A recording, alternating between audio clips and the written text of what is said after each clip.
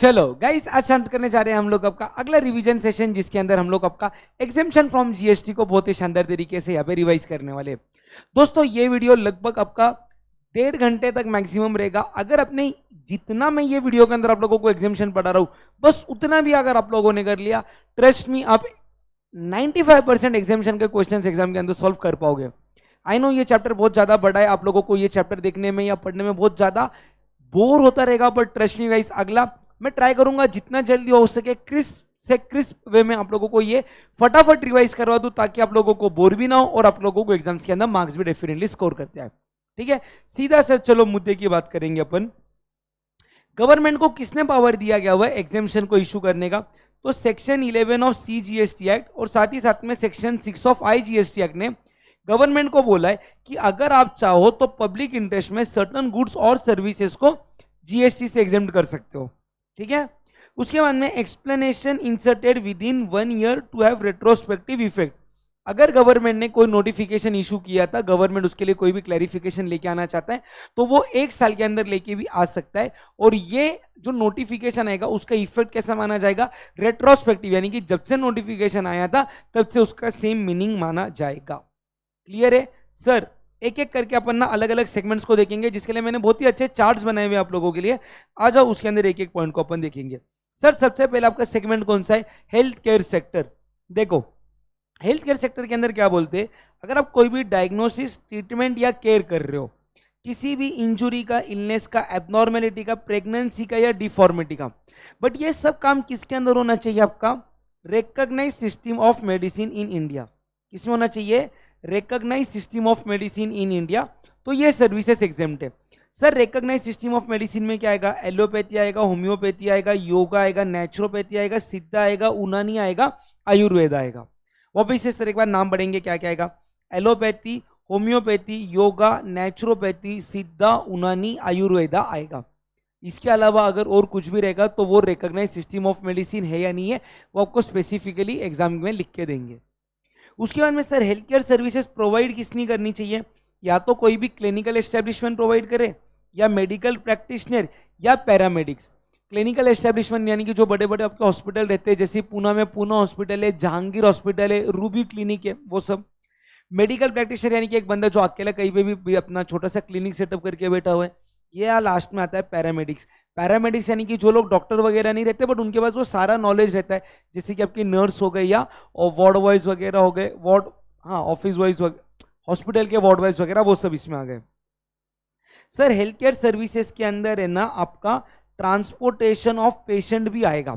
Sir transportation of patient आएगा। उसके अंदर सर अगर आप लोग कोई भी प्लास्टिक या कॉस्मेटिक सर्जरी करा रहे हो, तो उसका इंटेंशन देखो आप लोग क्यों कर रहे हो। अगर आप उसको रिकंस्ट्रक्ट या रिस्टोर करने वाले हो एनी एनाटॉमी को और any functions of body which are affected due to congenital defect, injury या ट्रॉमा, तो ये हो जाएगा एग्जेम्प्ट। यानी कि अगर आपने प्लास्टिक कॉस्मेटिक सर्जरी अपनी मर्जी से नहीं करवाई, बट अगर आपकी कोई भी बीमारी थी, वो बीमारी को ठीक करने के लिए अगर वो करवाया गया, तो वो एग्जेम्प्ट हो जाएगा। और अगर आप लोगों ने ऐसे ही कोई भी प्लास्टिक या कॉस्मेटिक सर्जरी कराई, वो क्या बन जाएगा? टैक्सेबल बन जाएगा। उसके बाद में सर अगर क्लिनिकल एस्टेब्लिशमेंट कोई भी रूम को रेंट पे दे रहा है, तो चेक करो क्या वो ICU, ICCU, CCU, NICU तो नहीं है। ICU, ICCU, CCU, NICU, इसके रूम्स हमेशा क्या माने जाएंगे? Exempt, irrespective of rent of room per day, ये हमेशा क्या माने जाएंगे? एग्जेम्प्ट। बट सर अगर आप अदर रूम्स के अंदर की बात करोगे, तो चेक करो उसका पर डे का रेंट कितना है। अगर उसका पर डे का रेंट अप टू 5000 रुपीज है, तो पूरा अमाउंट हो जाएगा एग्जेम्प्ट। बट अगर ये अबाव 5000 है, तो कंप्लीट अमाउंट क्या हो जाएगा? टैक्सेबल। यानी कि सर अगर आपका रूम रेंट था पर डे का 7000, जो कि ICU, CCU, ICCU, NICU नहीं है, तो टैक्सेबल कितना हो जाएगा? पूरा 7000 क्या हो जाएगा? टैक्सेबल। सर उसके बाद में आता है कंसेप्ट रिटेंशन मनी का। देखो ये हॉस्पिटल है, यहाँ पे एक अलग डॉक्टर है, ये अलग हॉस्पिटल है। तो ये हॉस्पिटल ने क्या किया, एक पेशेंट को एडमिट किया, पेशेंट से 1 लाख रुपीज फीस ली, बट इसको ये सर्विसेज कौन देने वाला है? डॉक्टर देने वाला है। हॉस्पिटल ने आगे डॉक्टर को कितना पैसा पे किया? 80,000 रुपीज पे किया। यानी कि हॉस्पिटल ने यहाँ पे क्या किया? 20,000 रुपीज का अपने पास क्या रखा? रिटेंशन मनी रखा। तो ये रिटेंशन मनी भी क्या हो जाएगा? आपका एग्जेम्प्ट हो जाएगा। क्या हो जाएगा? एग्जेम्प्ट माना जाएगा। समझा? उसके बाद में चलो सब लोग स्क्रीन के ऊपर इस एक चार्ट को देख लो, फूड सप्लाइड वाले चार्ट को।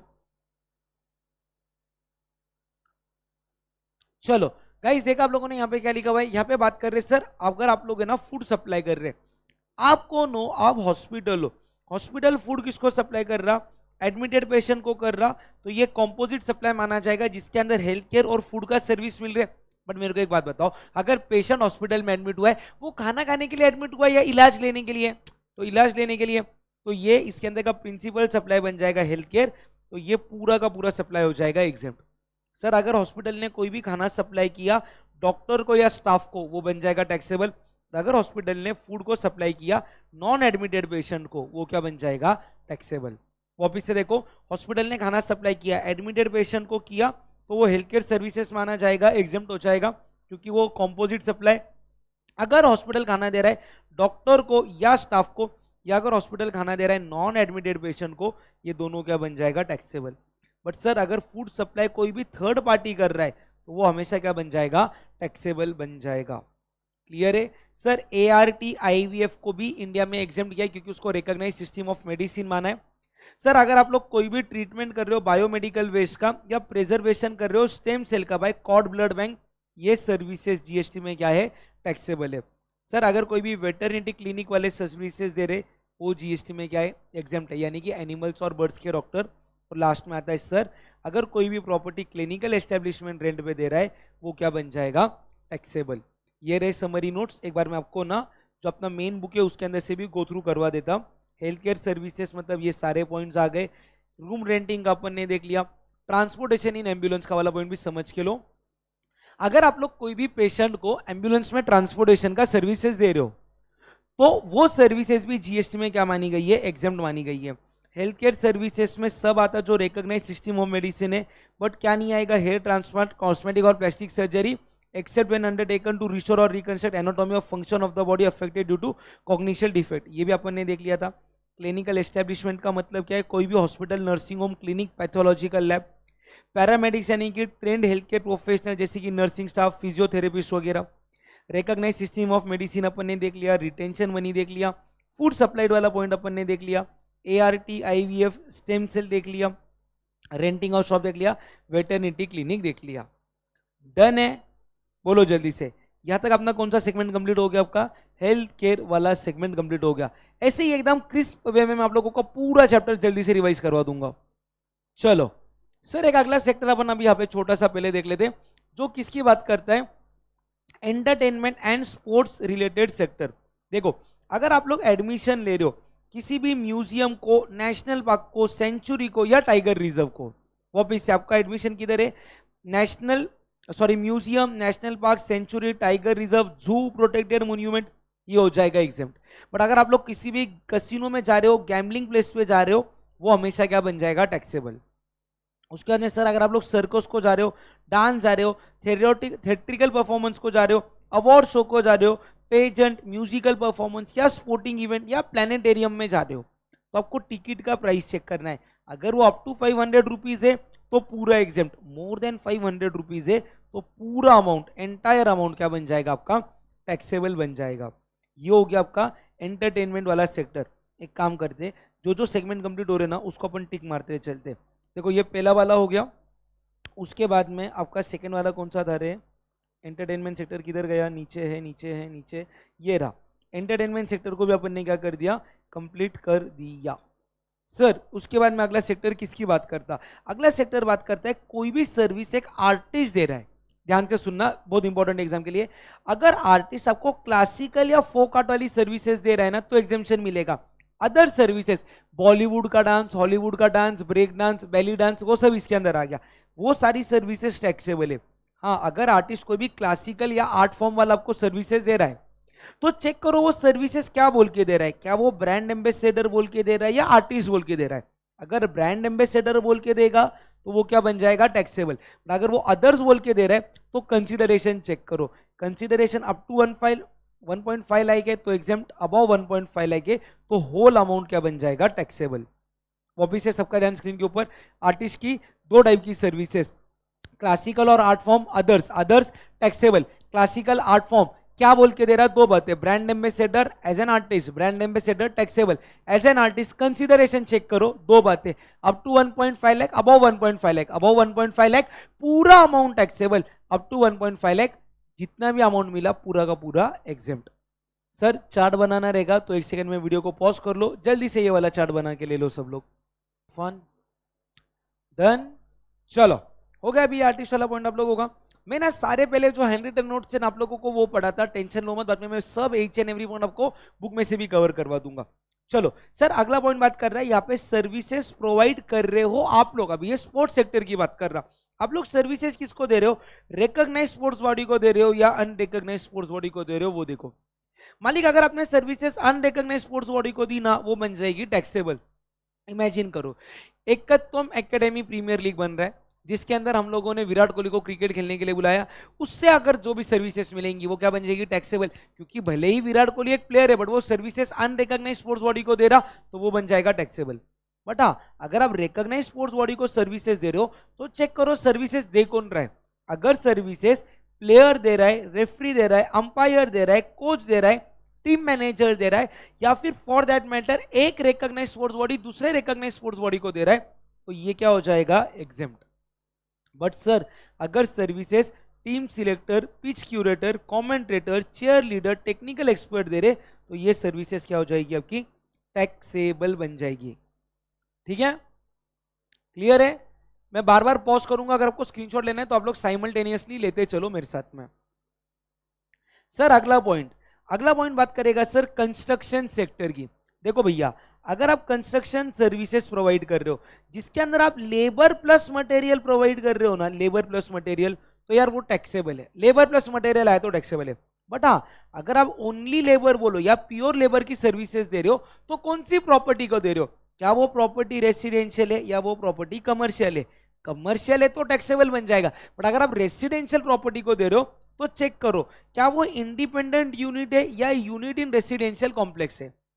सर इंडिपेंडेंट यूनिट यानी कि एक सेपरेट बंगला वगैरह बना रहे होगे, यूनिट इन रेसिडेंशियल कॉम्प्लेक्स यानी कि एक कोई तो भी हाउसिंग सोसाइटी है या एक बड़ा सा बिल्डिंग बन रहा है उसके अंदर एक अपार्टमेंट को आप सर्विसेज दे रहे हो, अगर एक अपार्टमेंट को दे रहे हो तो वो क्या बन जाएगा? टैक्सेबल।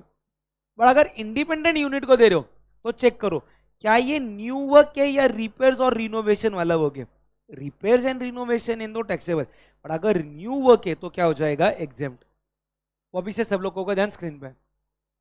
आप लोग कंस्ट्रक्शन रिलेटेड सर्विसेज दे रहे हो तो चेक करो ओनली लेबर है या लेबर प्लस मटेरियल है?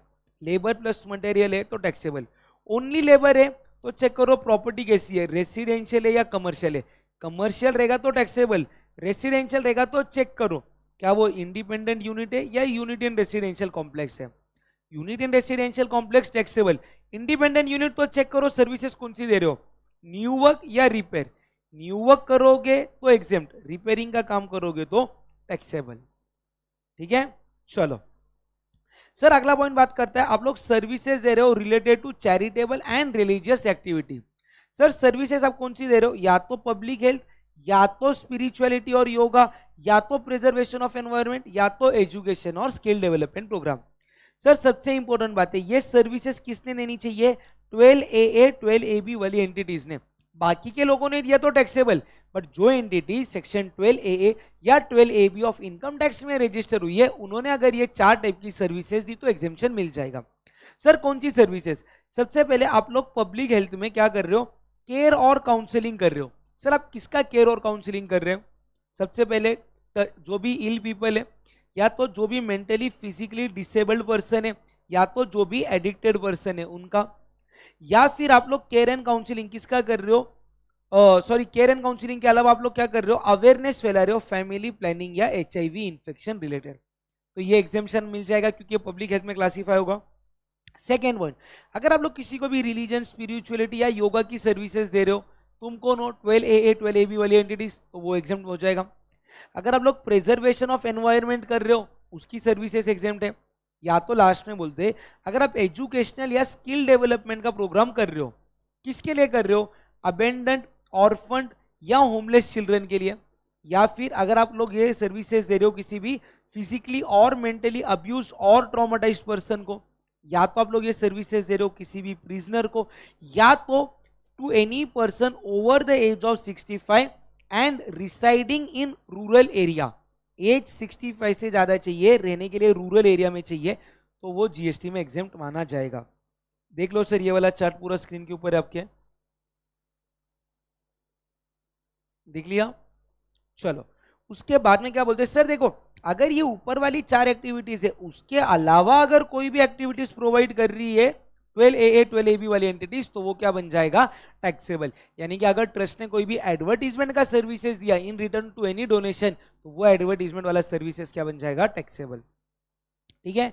फिर सर अगर कोई भी प्रोफेशनल बंदा रिहेबिलिटेशनल की सर्विसेज दे रहा है, सर रिहेबिलिटेशन यानी कि क्या, जैसे कि वो नशा मुक्ति केंद्र संजू मूवी में था, तो वो सर्विसेज क्या हो जाएगी आपकी, एग्जेम्प्ट हो जाएगी।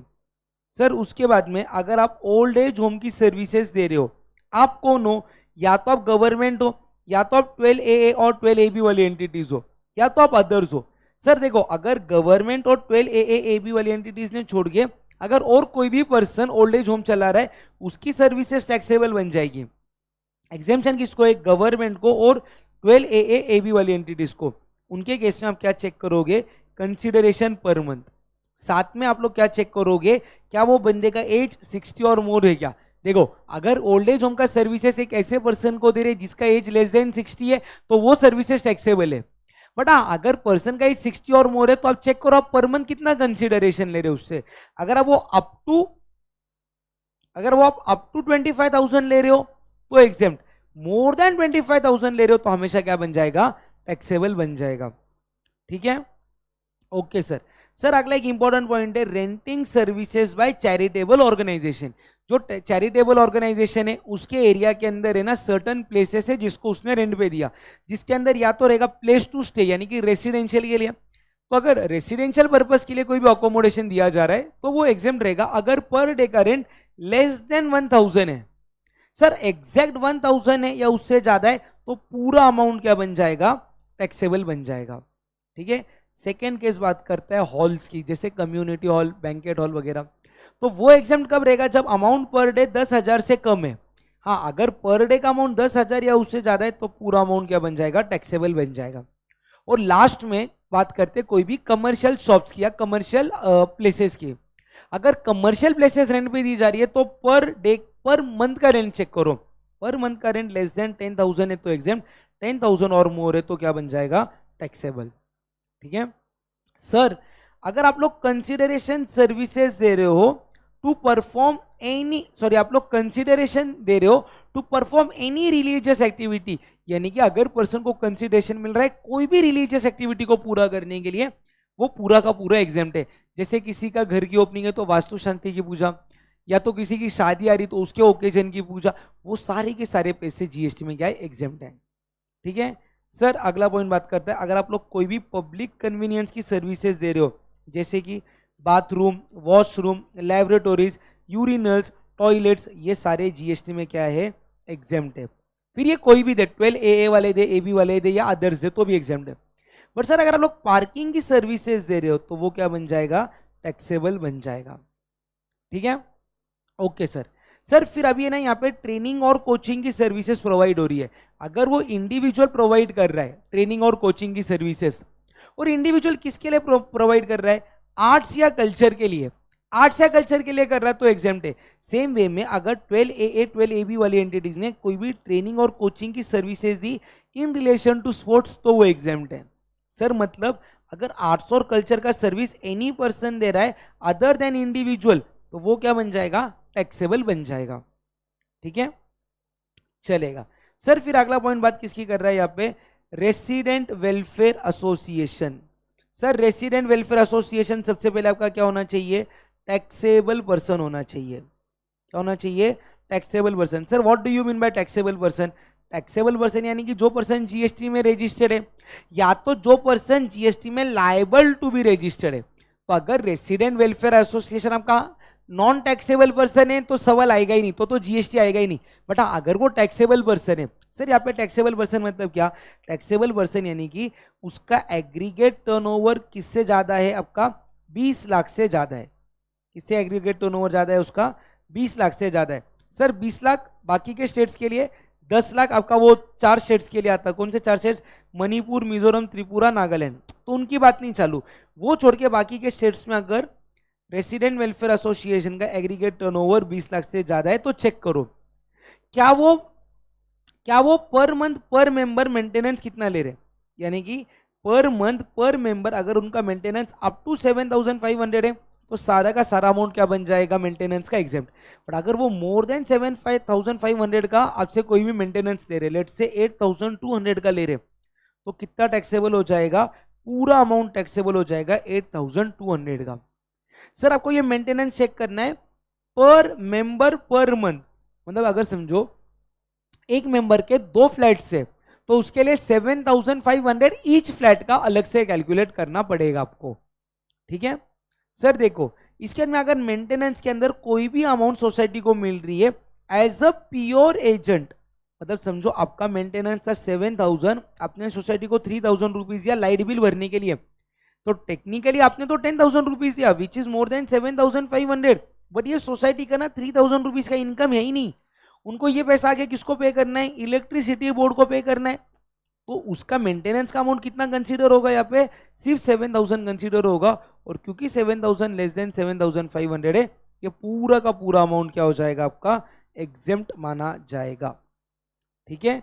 बट हाँ सर अगर आपने मेंटेनेंस में कोई भी कॉन्ट्रीब्यूशन दिया, कोई भी क्या दिया? कॉन्ट्रीब्यूशन दिया टूवर्ड्स सोसाइटी फंड, जैसे कि gym fund, swimming pool fund etcetera, तो वो अमाउंट क्या हो जाएगा? आपका काउंट होगा आपके मेंटेनेंस वाले अमाउंट में, ठीक है। चलो सर फिर अगला पॉइंट बात करते हैं कि अगर कोई भी सर्विसेज बिजनेस फैसिलिटेटर दे रहा है किसी भी बैंक को या इंश्योरेंस कंपनी को, तो चेक करो बैंक या इंश्योरेंस कंपनी किधर है।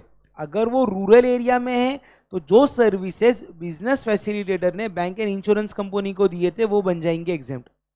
बट अगर ये bank and finance insurance company urban area में है तो जो सर्विसेज बिजनेस फैसिलिटेटर ने बैंक वगैरह को दिए वो क्या हो जाएंगे? टैक्सेबल, और वो टैक्स आरसीएम पे करना पड़ेगा। किसको पे करना पड़ेगा? बैंकिंग और इंश्योरेंस कंपनी को, ठीक है। डन है यहां तक? चलो सर एक बार है ना जितने पॉइंट्स अपन ने पढ़े ना उसको अपन बुक में गो थ्रू कर लेते हैं अभी, ठीक है। देखो स्पोर्ट्स बॉडी वाला पॉइंट हो गया। सर रिकॉग्नाइज स्पोर्ट्स बॉडी में नाम कौन से आते? तो ये सारे नाम आते, इसको एक बार रीड करके छोड़ देना, रीड ओनली वन से ये सारे, ठीक है। उसके बाद में ये पॉइंट्स मैंने आप लोगों को बता दिए। स्पॉन्सरशिप ऑफ स्पोर्टिंग इवेंट, अगर आप लोग कोई भी स्पोर्टिंग इवेंट को स्पॉन्सरशिप दे रहे हो जो इन्होंने प्रोवाइड किया है स्पोर्टिंग इवेंट, यानी कि ये लोग कंडक्ट करवा रहे, तो वो भी क्या हो जाएगा? आपका एग्जाम्प्ट हो जाएगा। अगेन इसको भी रीड ओनली वंस के अंदर आप लोगों को डालना है, ठीक है। तो इसके साथ में अपने ये वाला भी पॉइंट हो गया रीड करके। फिर अगला पॉइंट किसकी बात करता है? गुड्स ट्रांसपोर्ट सर्विसेज पेंडिंग रखना है अपने को थोड़ा। कंस्ट्रक्शन वाला पॉइंट मैंने ऑलरेडी आप लोगों को समझा दिया। उसके अंदर और एक पॉइंट है कि भैया अगर आप लोग प्योर लेबर कॉन्ट्रैक्ट का सर्विसेज दे रहे हो, किसको सर्विसेज दे रहे हो? गवर्नमेंट को, किसके लिए? ऑल अर्बन मिशन और प्रधानमंत्री आवास योजना के अंदर दे रहे हो, housing for all urban mission या प्रधानमंत्री आवास योजना। तो फिर वो आपका न्यू वर्क रहे या आपका वो रिपेयर वाला वर्क रहे, आपका काम कौन सा है? प्योर लेबर, तो ये जीएसटी में क्या हो जाएगा? आपका एग्जेम्प्ट हो जाएगा, ठीक है। सर ये वाला एक पॉइंट है इधर, ये पॉइंट को मैं आप लोगों को थोड़ा सा लिख के समझाता हूं, जो बात करता है टीडीआर और एफएसआई के बारे में। ध्यान से देखना, यहां पे था आपका एक कंस्ट्रक्शन स्टार्ट हो रहा, यहां पे क्या हो रहा है? आपका कंस्ट्रक्शन स्टार्ट हो रहा, और यहां पे ना आपको मिल रहा है कंप्लीशन सर्टिफिकेट, ठीक है। लेट से ये पूरा प्लान था आपका 100 फ्लैट्स का, जिसके लिए आपने कंसीडरेशन कितना चार्ज किया था? 100 करोड़, मतलब पर फ्लैट कॉस्ट कितना हो गया था आपका? 1 करोड़। और अभी आपको कंस्ट्रक्शन करने के लिए ना या तो टीडीआर लेना था, या तो एफएसआई लेना था, या तो long term lease of land को लेना था। Long term lease of land यानी कि जिसका ड्यूरेशन 30 ईयर्स या उससे ज्यादा है। और ये सब करने के लिए आपको खर्चा आया था 20 करोड़ रुपीस। कितना खर्चा आया? 20 करोड़। तो डिपार्टमेंट क्या बोल रहा है कि ये टाइम पे ना आपके कितने फ्लैट्स बुक हो गए चेक करो। आपका बोलना है सर हमारे 60 फ्लैट्स बुक हो गए। हमारे कितने फ्लैट बुक हो गए? 60 फ्लैट बुक हो गए, जिसका हमें 20 करोड़ का एडवांस मिल रहा है। और यहाँ पे ये जो कंप्लीशन सर्टिफिकेट है उसके बाद में हमारे 40 फ्लैट्स सेल हुए। कितने फ्लैट्स? 40 फ्लैट्स, जिसका मैं बोलूँ एंटायर कंसिडरेशन जो है ना वो आफ्टर कंप्लीशन सर्टिफिकेट मिला हुआ है। तो भैया गवर्नमेंट का क्या बोलना है कि ये जो 60 फ्लैट्स है ना, 60 फ्लैट्स का पूरा अमाउंट यानी कि कितना अमाउंट, 60 करोड़, अपन इसको मानेंगे सप्लाई ऑफ सर्विस। क्या मानेंगे? Supply of service. ये बात किधर लिखी है? शेड्यूल 2 के पैरा 6 के क्लॉज बी में, सॉरी शेड्यूल 2 के पैरा 5 के क्लॉज बी में। और सर अगर पूरा कंसीडरेशन हमको कंप्लीशन सर्टिफिकेट के बाद में मिल रहा तो इसको नाइदर सप्लाई ऑफ गुड्स मानेंगे नॉर सप्लाई ऑफ सर्विस। ये लिखा है आपका शेड्यूल 3 के पैरा 5 में। तो सर यहाँ पे ना आपको अभी अपोर्शन करने का है टीडीआर को। कहना है ये 60 फ्लैट्स के लिए जो आपका टीडीआर है, एफएसआई है या लीज वाला अमाउंट है, ये सब मिला के 12 करोड़ बनेगा। अगर 100 फ्लैट के लिए 20 करोड़ है तो 60 फ्लैट के लिए 12 करोड़ बन गया। और यहाँ पे ये 40 फ्लैट्स के लिए टीडीआर, एफएसआई या लीज ये कितना आएगा आपका 8 करोड़। तो गवर्नमेंट का बोलना है कि यहाँ पे क्योंकि 60 करोड़ पे आपने टैक्स पे किया है, 12 करोड़ आपके क्या माने जाएंगे? एग्जेम्प्ट माने जाएंगे। और सर यहाँ पे क्योंकि आपने ये 40 फ्लैट्स के ऊपर गवर्नमेंट को कोई भी टैक्स पे नहीं किया, इसका जो टीडीआर, एफएसआई वगैरह है ना, इसको अपन क्या मानेंगे? Supply of service. और ये जीएसटी में क्या हो जाएगा? टैक्सेबल हो जाएगा। रादर इसको अपन सप्लाई मानेंगे और ये जीएसटी में क्या हो जाएगा? टैक्सेबल हो जाएगा। क्लियर है? वो पॉइंट यहाँ पे लिखा हुआ था। फिर अगला पॉइंट किसकी बात करता है? Services supplied by electricity distribution utilities by way of construction, erection, commissioning और installation of infrastructure for extending electricity distribution network up to the tubewell of farmer और एग्रीकल्चरिस्ट फॉर एग्रीकल्चर यूज। देखो sir, उसके पहले अगर ये point किसी को लिखना है ना तो एक सेकंड के लिए वीडियो को पॉज करो और स्क्रीनशॉट निकाल के लिख लो। सर ये लिख के हो गया क्या आपका? सर अगर ये लिख के हो गया ना तो अगला पॉइंट देखो, यहाँ पे क्या बोल रहे, सॉरी यहाँ पे ना, यहाँ पे आपका रोड जा रहा है और यहाँ पे एक फार्मर का फार्म है, यहाँ पे एक फार्मर का फार्म है, यहाँ पे कोई तो भी एक लाइट का पोल था। ये क्या था? यहाँ पे लाइट का पोल। अभी आप क्या कर रहे हो? अब ये लाइट पोल से फार्मर को है ना इलेक्ट्रिसिटी को लाके दे रहे हो। इतने डिस्टेंस पे उसको क्या सप्लाई कर रहे हो? इलेक्ट्रिसिटी लाके दे रहे हो, जिसके लिए आप लोग क्या कर रहे हो? आप लोग कंस्ट्रक्शन कर रहे हो या इरेक्शन कर रहे हो या कमीशनिंग कर रहे हो या इंस्टॉल कर रहे हो कोई भी इंफ्रास्ट्रक्चर जिससे इलेक्ट्रिसिटी को आगे आप लोग ट्रांसफर कर पाओगे। तो इसके लिए अगर आप लोगों ने कोई भी कंसिडरेशन चार्ज किया तो ये कंसिडरेशन जीएसटी में क्या हो जाएगा? एग्जेम्प्ट माना जाएगा। वो पॉइंट आपका यहाँ पे लिखा हुआ है। ठीक है, चलो सर, ओके सर। उसके बाद में अगला एग्जामिशन अपन देखेंगे एजुकेशन सेक्टर का। इंपॉर्टेंट है एग्जाम के हिसाब से, बहुत ध्यान से सुनना। एजुकेशन सेक्टर में सबसे पहले यहाँ पे services are provided by education institution. तो कहना है यहाँ पे एजुकेशन इंस्टीट्यूशन कौन है? आपका सप्लायर। अगर वो कोई भी सर्विसेज अपने स्टूडेंट को दे रहा है, स्टाफ को दे रहा है या फैकल्टी को दे रहा है, अगेन सर्विसेज कौन दे रहा है? Education institution. किसको दे रहा है? स्टूडेंट को दे रहा है, स्टाफ को दे रहा है या फैकल्टीज को दे रहा है। तो ये सर्विसेज आपकी क्या हो जाएगी? जीएसटी में एग्जेम्प्ट मानी जाएगी। सेकेंड पॉइंट बोल रहे सर, अगर कोई भी पर्सन एंट्रेंस एग्जामिनेशन को कंडक्ट करवा रहा है on behalf of educational institution, वो सर्विसेज भी जीएसटी में एग्जेम्प्ट मानी जाएगी। Third point, services are provided to education institution, यानी कि मालिक यहाँ पे एजुकेशन इंस्टीट्यूशन है ना, वो कौन है? आपका रेसिपिएंट। कौन है? रेसिपिएंट। तो चेक करो वो कौन सी सर्विसेज दे रहा है। पहले तो अगर वो ट्रांसपोर्टेशन दे रहा है, सर ट्रांसपोर्टेशन किसका करेगा? ऑफ स्टूडेंट, स्टाफ और फैकल्टी। किसका ट्रांसपोर्टेशन दे रहे? स्टूडेंट, स्टाफ और फैकल्टी। तो सर अगर ये प्री स्कूल या एचएससी तक दे रहा है तो एग्जेम्प्ट, बट अगर ये कॉलेज को दे रहा है तो क्या बन जाएगा? टैक्सेबल। सेम वे में सर अगर आप catering including mid day meals, including क्या? मिड डे मील्स अगर आप लोग दे रहे हो, एचएससी तक दे रहे हो तो एग्जेम्प्ट, कॉलेज को दे रहे हो तो टैक्सेबल। सेम वे में अगर आप सिक्योरिटी, हाउसिंग या क्लीनिंग का सर्विसेज दे रहे हो, एजुकेशनल इंस्टीट्यूशन में दे रहे हो तो एचएससी तक एग्जेम्प्ट, कॉलेज को टैक्सेबल। यहाँ पे वर्ड इंपॉर्टेंट है, provided in educational institution. Sir इसका क्या मतलब है? इसका मतलब है कि सर अगर आप लोग सिक्योरिटी, हाउसकीपिंग या क्लीनिंग का सर्विसेज एजुकेशन इंस्टीट्यूशन को दे रहे हो for a event held outside education institution, तो वो बन जाएगा आपका टैक्सेबल। ठीक है सर। फिर अगर आप लोग एंट्रेंस एग्जामिनेशन को कंडक्ट करवा रहे हो, किसी के लिए भी कंडक्ट करवाओ सर, एंट्रेंस एग्जामिनेशन सबके लिए क्या है, एग्जाम्प्ट है। और लास्ट में आप लोग क्या दे रहे हो, ऑनलाइन एजुकेशनल जर्नल या पीरियोडिकल दे रहे हो, तो कॉलेज को दे रहे हो तो एग्जाम्प्ट है, HSC या प्री स्कूल को दे रहे हो तो क्या बन जाएगा, टैक्सेबल। ठीक है सर। अगर आप लोग कोई भी नेशनल टेस्ट एजेंसी को पैसा दे रहे हो फॉर एंट्रेंस एग्जामिनेशन, वो बन जाएगा एग्जाम्प्ट। सर अगर आप लोग कोई भी अमाउंट पे कर रहे हो सेंट्रल बोर्ड या स्टेट बोर्ड को कोई भी एग्जामिनेशन के लिए, जैसे कि आप लोग जब 10th या 12th स्टैंडर्ड में थे ना, आपको बोर्ड को फीस देनी पड़ती थी, एग्जामिनेशन फीस, तो वो एग्जामिनेशन फीस भी क्या हो जाएगी, एग्जाम मानी जाएगी। सर सर्विसेज अगर कोई भी प्राइवेट कोचिंग दे रहा है ना, तो वो क्या बन जाएगा, टैक्सेबल। सर यहाँ पे भी ये जो सर्विसेज आप लोग दे रहे हो ना, ये एजुकेशनल इंस्टीट्यूशन को दोगे तो एग्जाम्प्ट है। अगर ये सर्विसेज आप लोग कोई भी प्राइवेट कोचिंग को दोगे ना, तो क्या बन जाएगा, टैक्सेबल, क्योंकि प्राइवेट कोचिंग आपका एजुकेशनल इंस्टीट्यूशन में क्लासिफाई नहीं होगा। ठीक है तो सर यहाँ पे क्या बोल रहे हैं, एजुकेशनल इंस्टीट्यूशन यानी कि स्कूल और कॉलेज वो जो डिग्री प्रोवाइड कर रहे हैं, जो इंडियन यूनिवर्सिटी ने या इंडियन लॉ ने रिकॉग्नाइज करनी चाहिए। सर अगर आप डिग्री कोर्सेज कर रहे हो तो वो रिकॉग्नाइज किससे होना चाहिए, इंडियन लॉ से, तो ही उसको एग्जाम मिलेगा। अगर वो अनरिकॉग्नाइज्ड है तो वो क्या बन जाएगा, टैक्सेबल। ठीक है सर। अगला पॉइंट बात करता है, आपने बोर्डिंग स्कूल में एडमिशन लिया, तो सर बोर्डिंग स्कूल में मैं बोलूँ कंपोजिट सप्लाई मिलता है आपको, जिसके अंदर एजुकेशन मिल रहा, अकोमोडेशन मिल रहा, फूड मिल रहा, लॉन्ड्री मिल रहा है, एक्सेट्रा। तो सर यहाँ पे आपको मल्टीपल यानी कि 2 और मोर टैक्सेबल गुड्स और सर्विसेज और बहुत मिल रहा फॉर अ सिंगल प्राइस।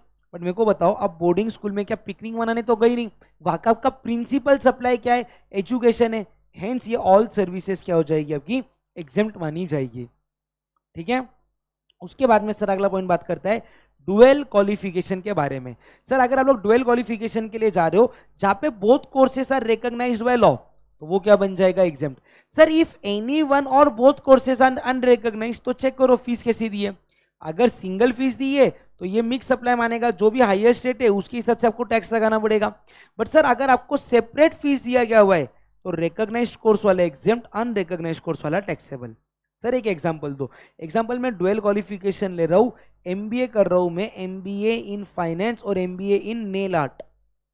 ठीक है और इसके लिए मेरे से फीस चार्ज की गई है 80,000, एक ही फीस, तो कहना है से ये मेरा पूरा का पूरा अमाउंट क्या बन जाएगा, टैक्सेबल। बट सर अगर मेरे से ऐसी फीस चार्ज की गई कि सर हम आपसे 70,000 ले रहे, किसका 70,000 है, फाइनेंस वाली फीस है, और 10,000 रुपीज की जो हम आपसे फीस ले रहे वो किसकी है, नेल आर्ट वाली फीस है, तो कहना है इसे आउट ऑफ माय एंटायर 80,000 मेरे 70,000 के ऑफ फाइनेंस वाले, MBA in finance is recognised by law, तो ये क्या हो जाएगा, एग्जेम्प्ट, और ये 10,000 रुपीज क्या हो जाएगा, टैक्सेबल। समझा क्या? ठीक है चलो सर फिर अगला पॉइंट बात करता है, आप लोग फूड को सप्लाई कर रहे हो। देखो अगर फूड को एजुकेशन इंस्टीट्यूशन ने सप्लाई किया तो एग्जेम्प्ट, एजुकेशन इंस्टीट्यूशन ने। बट अगर फूड आपका कोई भी थर्ड पार्टी सप्लाई कर रहा है, तो अगर थर्ड पार्टी फूड को सप्लाई कर रहा है तो चेक करो, एजुकेशन इंस्टीट्यूशन अगर अदर देन स्कूल है तो टैक्सेबल, बट अगर ये प्री स्कूल या HSC को दे रहा है तो क्या हो जाएगा, एग्जेम्प्ट। ठीक है सर फूड के अंदर क्या था आपका, सर अगर आंगनवाड़ी है, आंगनवाड़ी मतलब क्या, आपकी प्री स्कूल, तो अगर मिड डे मील का फैसिलिटी आंगनवाड़ी में दिया गया वो भी क्या हो जाएगा, एग्जेम्प्ट हो जाएगा। फिर सर एजुकेशन इंस्टीट्यूशन चार्ज करता है फीस फॉर कैंपस प्लेसमेंट, अगर ये फीस उन्होंने स्टूडेंट से चार्ज किया तो एग्जेम्प्ट, कंपनी से चार्ज किया तो टैक्सेबल। ठीक है फिर sir services provided to education institution, आप लोग एजुकेशन इंस्टीट्यूशन को सर्विसेज दे रहे हो, जैसे कि ट्रेनिंग ऑफ स्टूडेंट और फैकल्टी या प्लेसमेंट सर्विसेज, वो क्या बन जाएगा, टैक्सेबल बन जाएगा। फिर सर IIM के अगर शॉर्ट ड्यूरेशन कोर्सेस है जिनका ड्यूरेशन लेस देन 1 ईयर है वो बन जाएगा टैक्सेबल, लॉन्ग ड्यूरेशन कोर्सेस है वो क्या हो जाएंगे, आपके एग्जेम्प्ट माने जाएंगे। सर फिर अगर आप लोग कोई भी फीस पे कर रहे हो, लिविंग सर्टिफिकेट के लिए, माइग्रेशन सर्टिफिकेट के लिए, एडमिशन फॉर्म के लिए, एलिजिबिलिटी सर्टिफिकेट के लिए, वो क्या हो जाएगा, आपका एग्जेम्प्ट माना जाएगा। फिर सर एक पॉइंट आता है, directorate general of shipping approved maritime courses और प्राइवेट आईटीआई कोर्सेस वो क्या हो जाएगा आपके एग्जेम्प्ट हो जाएंगे।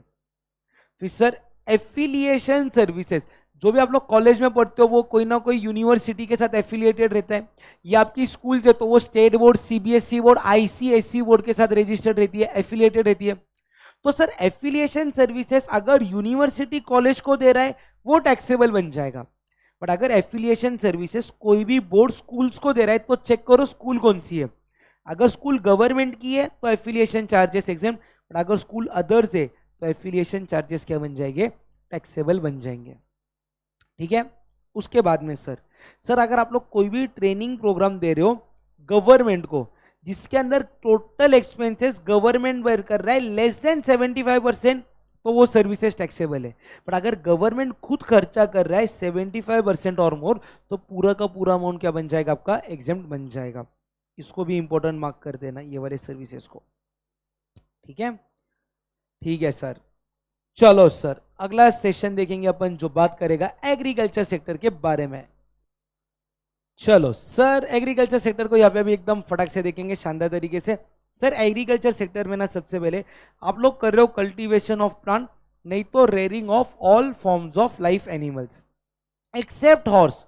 मालिक देखो हॉर्स वर्ड जिधर भी आया वो हमेशा टैक्सेबल, कुछ सोचने का ही नहीं, हॉर्स वर्ड दिखा तो क्या लिख देने का, हमेशा टैक्सेबल। ठीक है सर। देखो अगर आप लोग कोई भी एग्रीकल्चर ऑपरेशन कर रहे हो directly related to the production of agriculture produce, exempt है। अगर आप लोग फार्म लेबर को सप्लाई कर रहे हो, यानी कि आपके पास लेबर है, किसी बंदे को फार्मिंग के लिए लग रहा, आपने उसको लेबर सर्विसेज दिया फार्म का काम करने के लिए, एग्जेम्पशन मिल जाएगा। सर अगर आप लोग कोई भी प्रोसेस फार्म के ऊपर कैरी कर रहे हो जिससे essential characteristics of produce change नहीं हो रहा, अल्टर नहीं हो रहा, तो वो भी आपका क्या हो जाएगा, एग्जेम्प्ट माना जाएगा। ठीक है सर। देखो यहां पे ना एक पॉइंट को समझ लो, अगर आपने पैडी को राइस में कन्वर्ट किया, एक ही सेकंड, आपने क्या किया, पैडी को राइस में कन्वर्ट किया, तो सर ये एक्टिविटीज है ना आप फार्म पे नहीं करते हो, ये conversion of paddy into rice वाला सर्विसेज है ना वो मिल्स के अंदर होता है, और क्योंकि वो अभी मिल्स के अंदर हो रहा है ये सर्विसेज आपकी क्या मानी जाएगी, टैक्सेबल मानी जाएगी। सर एग्जेम्पशन तभी मिलेगा जब सर्विसेज आप लोग कहां पे कैरी कर रहे हो, फार्म पे कैरी कर रहे हो। ठीक है। उसके बाद में सर अगर आपके पास एग्रो मशीनरी है, आपने उसको रेंट पे दिया, या आपने वैकेंट लैंड को रेंट पे दिया, ये भी जीएसटी में क्या हो जाएगा, एग्जेम्प्ट माना जाएगा। फिर सर अगर आपने एग्रीकल्चर एक्सटेंशन सर्विसेज दी, एग्रीकल्चर एक्सटेंशन सर्विसेज यानी कि आप लोगों ने फार्मर को नॉलेज वगैरह दिया, या आप लोगों ने उनको बताया कौन से फर्टिलाइजर पेस्टिसाइड्स को यूज करना चाहिए, यानी कि फार्मर का नॉलेज बढ़ाया बाय एनीवेज, तो वो सर्विसेज एग्जेम्प्ट हो जाएगी। उसके बाद में sir commission by APMC agent. Sir अगर एपीएमसी एजेंट को कोई भी कमीशन मिल रहा है, एपीएमसी यानी कि agriculture producing marketing committee, basically farmers हर बार सिटी या टाउन में आके अपना सारा प्रोड्यूस नहीं बेच सकते, वो क्या करते, जो मार्केट की कमेटी वहाँ पे एक एजेंट को अपॉइंट करते हैं, बोलते हैं आप मेरे भी आप पे सारा प्रोडक्ट सप्लाई करो, जितना भी पैसे हैं मैं आपको 5 या 10% कमीशन दूंगा। तो फार्मर ने अपना प्रोड्यूस एजेंट को दे दिया, एजेंट ने उसको सप्लाई किया, सप्लाई करने के बाद में एजेंट के पास पैसा आया, एजेंट पैसा प्रिंसिपल को देगा, उसके अंदर उसका कमीशन रहेगा, वो कमीशन भी जीएसटी में एग्जेम्प्ट माना गया है। ठीक है, ओके सर। सर देखो अगला पॉइंट, अगर मेरे कोई भी एग्रीकल्चर प्रोड्यूस है including fruits, vegetable and rice, उसका loading, unloading, packaging, warehouse, storage सारा का सारा क्या है, एग्जेम्प्ट। पर सर अगर मेरा कोई भी माइनर फॉरेस्ट का प्रोड्यूस है उसका वेयर हाउसिंग एग्जेम्प्ट है, और सर अगर मेरे सीरियल्स या पल्सेस है उसका स्टोरेज और वेयर हाउस दोनों क्या हो जाएगा, एग्जेम्प्ट माना जाएगा। ठीक है सर। देखो paddy is an agriculture produce, rice is not an agriculture produce, milling of paddy into rice is done at the mills and hence it is taxable. ठीक है सर। अगर राइस का कोई भी कमीशन एजेंट है उसको amount क्या हो जाएगा, टैक्सेबल बन जाएगा, क्योंकि राइस एग्रीकल्चर प्रोड्यूस नहीं है, पैडी ये आपका एग्रीकल्चर प्रोड्यूस है। सर फिर बात करते हैं फ्यूमिगेशन की। फ्यूमिगेशन अगर आप लोग फार्म में कर रहे हो तो एग्जेम्प्ट है, फ्यूमिगेशन वेयर हाउस में कर रहे हो तो टैक्सेबल है। सर देखो आपकी tea leaves, coffee beans, sugar cane, whole pulses ये आपके एग्रीकल्चर प्रोड्यूस है, बट आपका tea powder, coffee powder, sugar, jaggery, pulses ये आपका एग्रीकल्चर प्रोड्यूस नहीं है। उसके बाद में सर अगर आप लोग स्टड फार्मिंग कर रहे हो तो वो टैक्सेबल है, स्टड फार्मिंग यानी कि हॉर्स की फार्मिंग। बट सर अगर आप लोग पोल्ट्री फार्मिंग कर रहे हो यानी कि हेंस जिसको अपन चिकन फार्मिंग बोलते हैं, या तो अगर शिप की फार्मिंग कर रहे हो तो वो क्या हो जाएगा, एग्जेम्प्ट। उसके बाद में सर अगर आप लोग pre conditioning, pre cooling, ripening, waxing, retail packing, labelling of fruits और वेजिटेबल कर रहे हो, वो भी क्या हो जाएगा आपका, एग्जेम्प्ट हो जाएगा। फिर सर अगर आप लोग आर्टिफिशियल इंसेमिनेशन कर रहे हो लाइव स्टॉक का, सर हॉर्स का करोगे तो टैक्सेबल, अदर्स का करोगे तो एग्जेम्प्ट। और सर स्लॉटर हाउस यानी कि जहाँ पे नॉनवेज वगैरह जो लोग कंज्यूम करते हैं, वो लोग जहाँ से नॉनवेज वगैरह बाय करते हैं, स्लॉटर हाउस, वो क्या बन जाएगा आपका, टैक्सेबल बन जाएगा। ठीक है सर, जहाँ भी वर्ड आपका हॉर्स आया वो हमेशा क्या रहेगा, टैक्सेबल रहेगा। क्लियर है, डन। सर अगला पॉइंट बात करेंगे गवर्नमेंट रिलेटेड सर्विसेज को। गवर्नमेंट रिलेटेड सर्विस को आप 3 टाइप के अंदर बांटोगे। सबसे पहला आपके 3 स्पेसिफाइड सर्विसेज, जिसके अंदर आता है आपका पोस्ट या रेलवे का सर्विस, दूसरा आता है एयरक्राफ्ट या वेसल रिलेटेड सर्विसेज, तीसरा आता है ट्रांसपोर्टेशन ऑफ गुड्स और पैसेंजर्स। वापिस से ध्यान से सुनना, 3 सर्विसेज। सबसे पहला बात करता है पोस्ट और रेलवे सर्विस, दूसरा बात करता है एयरक्राफ्ट और वेसल सर्विस, तीसरा ट्रांसपोर्टेशन ऑफ गुड्स और पैसेंजर। भैया ये तीनों नाम किधर भी दिखो, ये हमेशा टैक्सेबल रहेंगे आपके फॉरवर्ड चार्ज मैकेनिज्म पे। ये वर्ड्स आपको कहीं पे भी दिखे तो हमेशा कौन से बेसिस पर टैक्सेबल रहेंगे, फॉरवर्ड चार्ज मैकेनिज्म पे। सर बाकी अगर कोई भी सर्विसेज आप बिजनेस एंटिटी को दो तो चेक करो business entity small business entity है या big business entity. Sir big business entity मतलब क्या, लेट्स आप फाइनेंशियल ईयर 25-26 में हो तो पिछले साल का यानी कि प्रीवियस फाइनेंशियल ईयर का टर्नओवर चेक करो। मतलब अगर मैं ट्रांजैक्शन 2025-26 की बात कर रहा तो पिछले फाइनेंशियल ईयर में आऊंगा 2024-25। उस साल में क्या वो बिजनेस एंटिटी जीएसटी में रजिस्ट्रेशन के लिए लायबल था क्या, बिकॉज ऑफ टर्नओवर लिमिट। वो देखो, यानी कि अगर उसका टर्नओवर पिछले फाइनेंशियल ईयर में थ्रेशोल्ड लिमिट जो 10 लाख, 20 लाख, 40 लाख का है उससे ज्यादा था तो इस साल में वो बिजनेस एंटिटी माना जाएगा big business entity. Big business entity कोई भी टेक्निकल टर्म नहीं है, मैं आपको कंसेप्ट समझाने के लिए बता रहा हूं। यानी कि अगर बिजनेस एंटिटी पिछले साल लायबल था रजिस्ट्रेशन लेने के लिए अंडर सेक्शन 22, अपन उसको बोलेंगे big business entity. Small business entity यानी कि जिसका प्रीवियस ईयर का टर्नओवर या प्रीवियस फाइनेंशियल ईयर का टर्नओवर थ्रेशोल्ड लिमिट के नीचे था। तो अगर गवर्नमेंट ने कोई भी services the big business entity को तो वो आरसीएम में टैक्सेबल है, बट अगर वो स्मॉल बिजनेस एंटिटी को दी तो वो एग्जेम्प्ट है, other than renting of immovable property. Sir renting of immovable property अगर आपने बिजनेस एंटिटी को दिया, बिजनेस एंटिटी रजिस्टर्ड है तो आरसीएम, बिजनेस एंटिटी अनरजिस्टर्ड है तो गवर्नमेंट उसके ऊपर एफसीएम बेसिस पर टैक्स पे करेगा। ठीक है, ओके सर। सर अगला पॉइंट बात करता है डिपार्टमेंट ऑफ पोस्ट की सर्विसेज। सर अगर डिपार्टमेंट ऑफ पोस्ट कोई भी सर्विसेज दे रहा है, ऑर्डिनरी पोस्ट, तो एनवलप का वजन अगर 10 ग्राम से कम है तो एग्जेम्प्ट, एनवलप का वेट अगर 10 ग्राम से ज्यादा है तो टैक्सेबल। सर 10 ग्राम रहा तो भी टैक्सेबल बन जाएगा। सर दूसरा, आप लोग कोई भी इनलैंड कार्ड, बुक पोस्ट या पोस्ट कार्ड का ट्रांसपोर्ट मतलब पोस्ट ऑफिस का सर्विसेज दे रहे हो, वो एग्जेम्प्ट बन जाएगा। बट सर पोस्ट ऑफिस ने अगर कोई भी अदर सर्विसेज दी जैसे कि agency services, money transfer services, insurance निकालने का काम, वो सारा का सारा क्या हो जाएगा, टैक्सेबल माना जाएगा। क्लियर है सर। फिर अगला पॉइंट बात करता है इंडियन रेलवे सर्विसेज। किसकी बात कर रहा है, इंडियन रेलवे सर्विसेज। सर अगर कोई भी इंडियन रेलवे सर्विसेज दे रहा है, किसको सर्विसेज दे रहा है, दूसरे रेलवे डिपार्टमेंट को। महाराष्ट्र रेलवे डिपार्टमेंट ने गोवा रेलवे डिपार्टमेंट को कोई भी सर्विसेज दिया, वो बन जाएगा एग्जाम। सर अगर इंडियन रेलवे आप लोगों को कोई भी प्लेटफॉर्म की टिकट दे रहा है या आप लोगों को कोई भी ये दे रहा है रिटायरिंग रूम या वेटिंग रूम का सर्विसेज दे रहा है, या तो क्लोक रूम का सर्विसेज दे रहा है, या तो बैटरी ऑपरेटेड कार दे रहा है, वो सर्विसेज क्या हो जाएगी, एग्जेम्प्ट। सर उसके बाद में अगर गवर्नमेंट ने आपको कोई भी services the other than 3 specified services तो उसका कंसीडरेशन चेक करो। अगर वो अप टू 5000 है तो सर्विसेज एग्जेम्प्ट हो जाएगी, अबव 5000 है तो सर्विसेज क्या हो जाएगी आपकी, टैक्सेबल। ठीक है सर। अगर एक गवर्नमेंट ने दूसरे गवर्नमेंट को सर्विसेज दी वो क्या हो जाएगी आपकी, एग्जेम्प्ट मानी जाएगी। सर अगर गवर्नमेंट ने आपको पासपोर्ट इशू किया, वीजा इशू किया, ड्राइविंग लाइसेंस दिया, बर्थ सर्टिफिकेट दिया, डेथ सर्टिफिकेट दिया, वो क्या हो जाएगा, एग्जेम्प्ट हो जाएगा। सर अगर गवर्नमेंट आपसे कोई भी टॉलरेंस ऑफ नॉन परफॉर्मेंस का सर्विसेज दे रहा है, यानी कि अगर आपने कॉन्ट्रैक्ट को ब्रीच किया, गवर्नमेंट ने उसको टॉलरेट किया, उसके लिए कोई भी कंसिडरेशन लिया, वो एग्जेम्प्ट हो जाएगा। सर ए प्लस कैटेगरी, अगर आप गवर्नमेंट को कोई भी प्योर लेबर का सर्विसेज दे रहे हो एग्जाम मानेगा, पूरा प्योर गुड्स दिया टैक्सेबल है। Sir composite supply goods plus services, तो वैल्यू ऑफ गुड्स चेक करो कितना है, अगर वो अप टू 25% है तो पूरा अमाउंट एग्जाम्प्ट, मोर देन 25% अगर गुड्स का वैल्यू है तो पूरा अमाउंट, सिर्फ गुड्स का नहीं पूरे कॉन्ट्रैक्ट का अमाउंट जो रहेगा वो क्या बन जाएगा, टैक्सेबल बन जाएगा।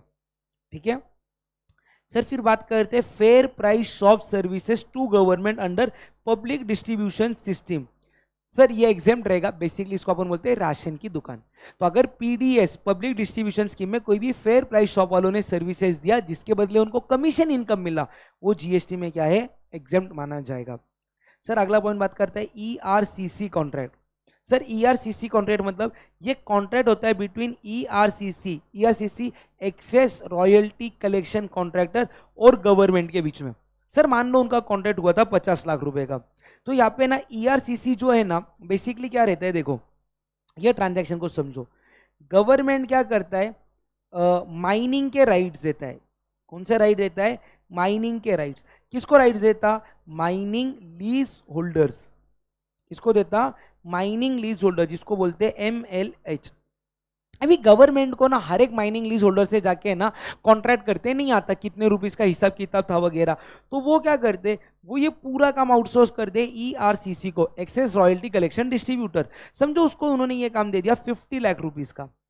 तो बेसिकली गवर्नमेंट का क्या बोलना है, मुझे 50 लाख रुपए तक जीएसटी चाहिए। अच्छा sir case 1, mining lease holder ने ईआरसीसी को पेमेंट कर दिया 62 लाख रुपीस का, इसके ऊपर आरसीएम पे माइनिंग लीज होल्डर टैक्स पे कर देगा 62 लाख पे।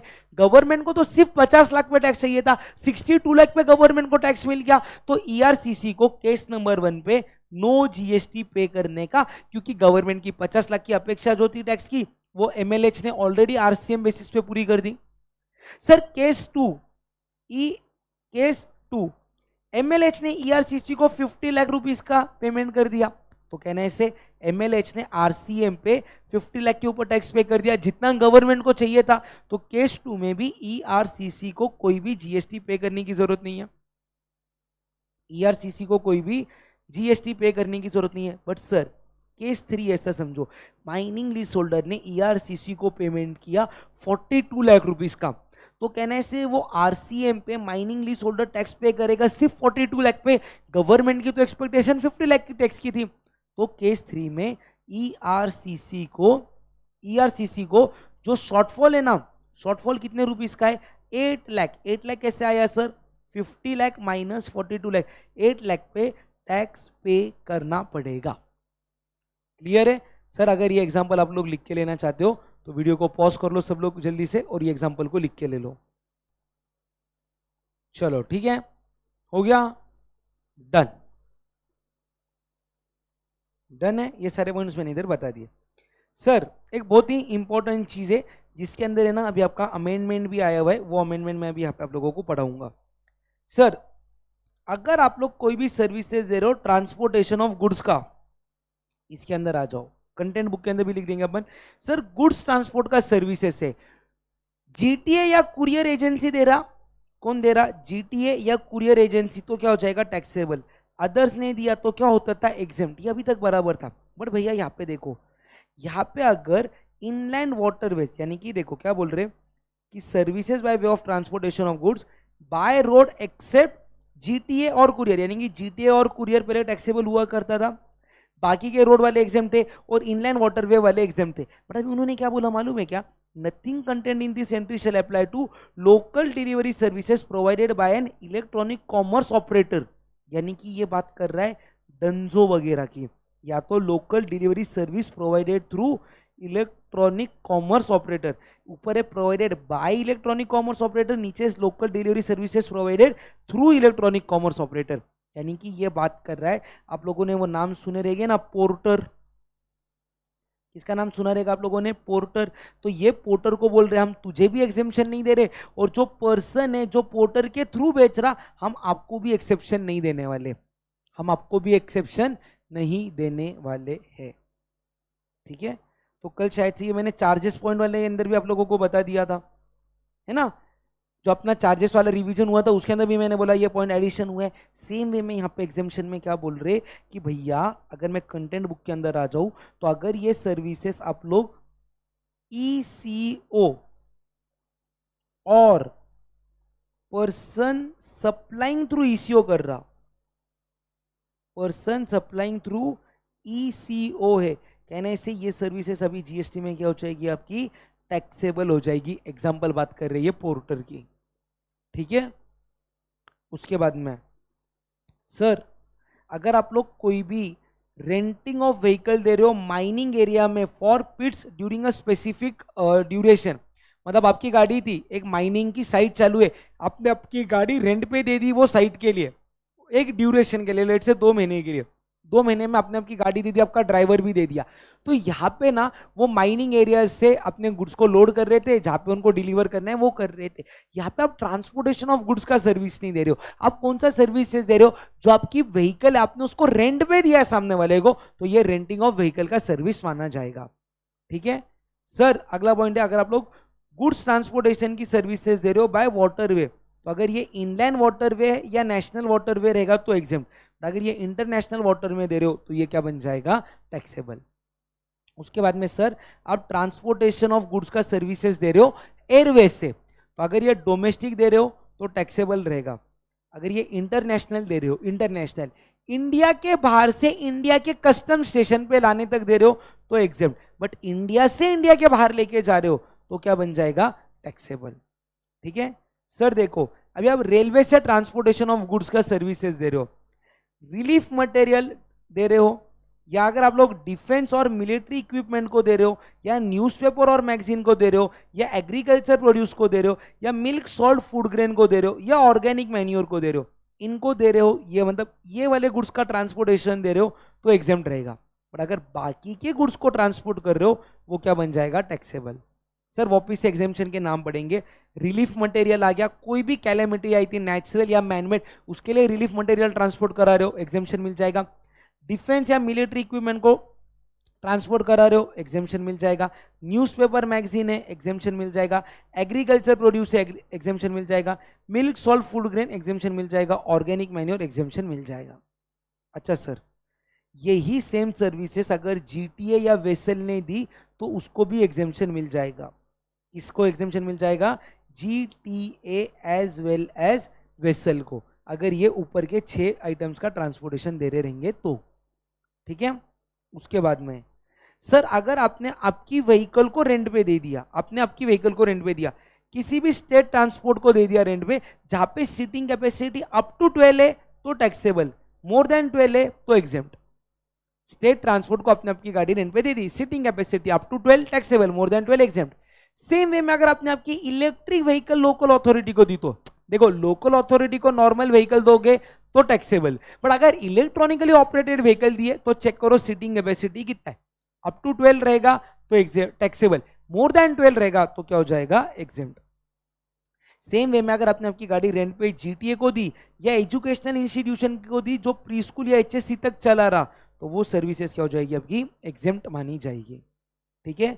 सर बाद में अगर आपको रोड को एक्सेस करने के लिए कोई भी toll charges, additional toll, overloading toll या नेशनल परमिट देना पड़े तो वो क्या हो जाएगा आपका एग्जेम्प्ट माना जाएगा।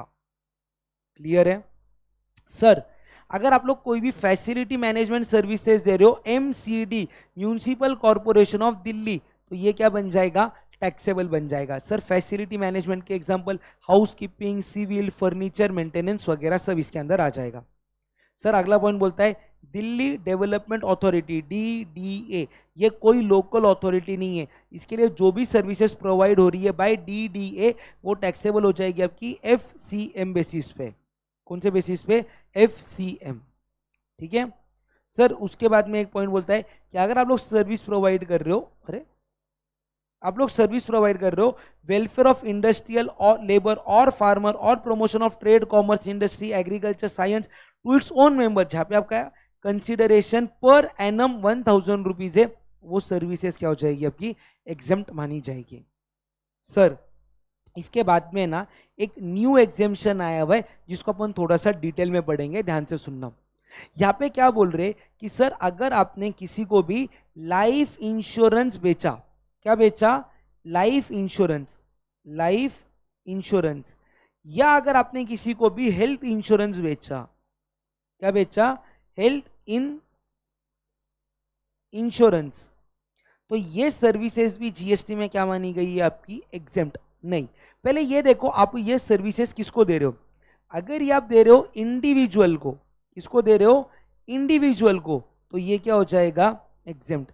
और अगर ये आप किसी भी ग्रुप को दे रहे हो, किसको दे रहे हो, ग्रुप, तो वो क्या बन जाएगा, टैक्सेबल, वो क्या बन जाएगा, टैक्सेबल। देखो ध्यान से, अगर आप लोग लाइफ इंश्योरेंस का सर्विसेज दे रहे हो, services of life insurance business provided by insurer to insured wherein insured is not a group, exemption तभी रहेगा जब लाइफ इंश्योरेंस का सर्विस किसको मिल रहा है, इंडिविजुअल को मिल रहा है। सर अगर ये ग्रुप को मिला तो क्या है, टैक्सेबल, एग्जेम्पशन किसको है, एग्जेम्प्ट को।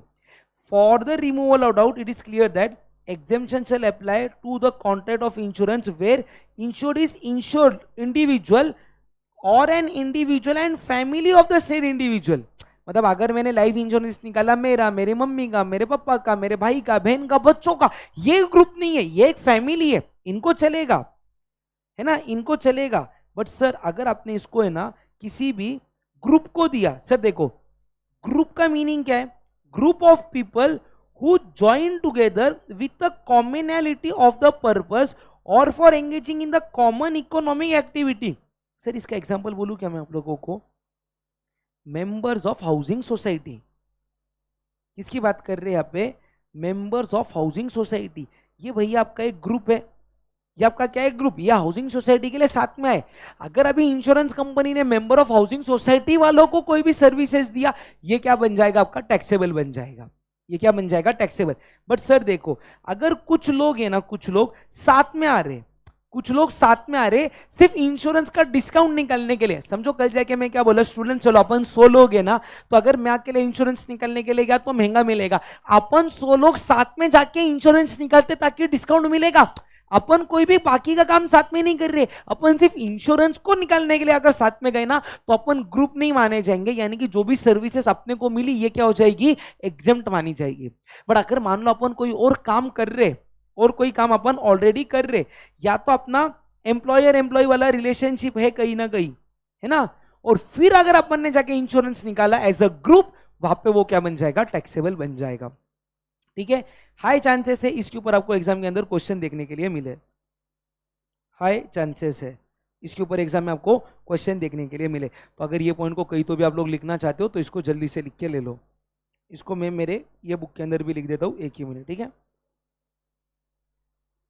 चलो मेरे साथ में लिख लो सब लोग, अपन इधर एकदम अच्छे से लिखेंगे, इंश्योरेंस सर्विसेज,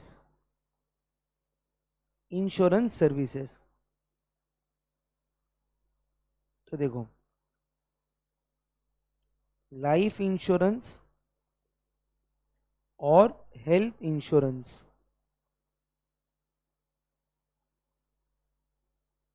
लाइफ इंश्योरेंस और हेल्थ इंश्योरेंस, ये अगर इंडिविजुअल ले रहा तो एग्जेम्प्ट, अगर ग्रुप ले रहा तो चेक करो इज ग्रुप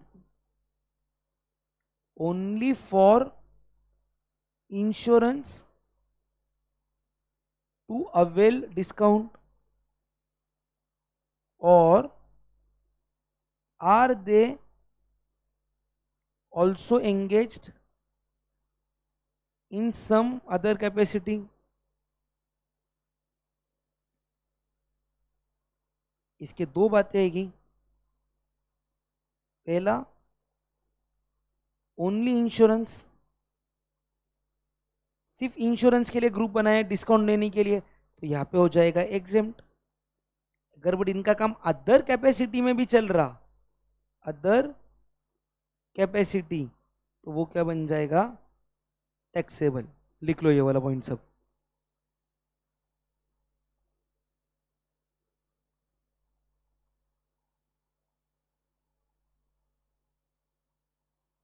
लिख लो जल्दी से,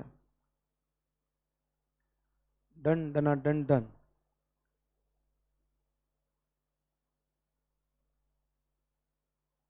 ठीक है, चलो सर हो गया यहाँ तक अपना लिख के, डन। यहां तक हो गया अपना इंश्योरेंस वाला पॉइंट, बट अपना कंटेंट अभी तक कंप्लीट नहीं होता, कुछ पॉइंट्स अपने को और पढ़ने के, जिसके अंदर सर सबसे मेन है ना, इन्होंने क्या किया मालूम है क्या, इन्होंने ना इस बार जीटीए का ना डेफिनेशन चेंज कर दिया। देखो जीटीए का मतलब अभी तक क्या होता था, गुड्स ट्रांसपोर्ट एजेंसी, जो आपका ट्रांसपोर्टेशन ऑफ गुड्स का सर्विसेज दे रहा है, साथ में कंसाइनमेंट नोट इश्यू कर रहा है। आज डेफिनेशन एज इट इज है, बट इसके अंदर इन्होंने क्या बोल दिया, but it shall not include, it shall not include electronic commerce operator who by whom the services of local delivery are operated, or an electronic commerce operator through whom the services of local delivery are operated। यानी कि अभी porter वगैरह हो गया, आपका डंजो वगैरह हो गया, तो वो आपके जीटीए नहीं माने जाएंगे। इधर लिख दो एग्जांपल पोर्टर, ये वाले पॉइंट में इधर लिख दो डंजो, कि आपका जीटीए नहीं माने जाएंगे। ठीक है, तो जीटीए के अंदर लिख दो ये वाले पॉइंट को, कहीं तो भी नोट कर लो आप लोग। उसके बाद में क्या बोलते हैं कि सर अगर मेरा हेल्थ इंश्योरेंस या लाइफ इंश्योरेंस है, जो अभी अपन ने देखा, उसका री इंश्योरेंस करवाया, यानी कि मैंने एलआईसी के पास इंश्योरेंस निकाला, एलआईसी ने आगे इसको एचडीएफसी के पास से री इंश्योरेंस कराया, वो भी आपका एग्जेम्प्ट माना जाएगा।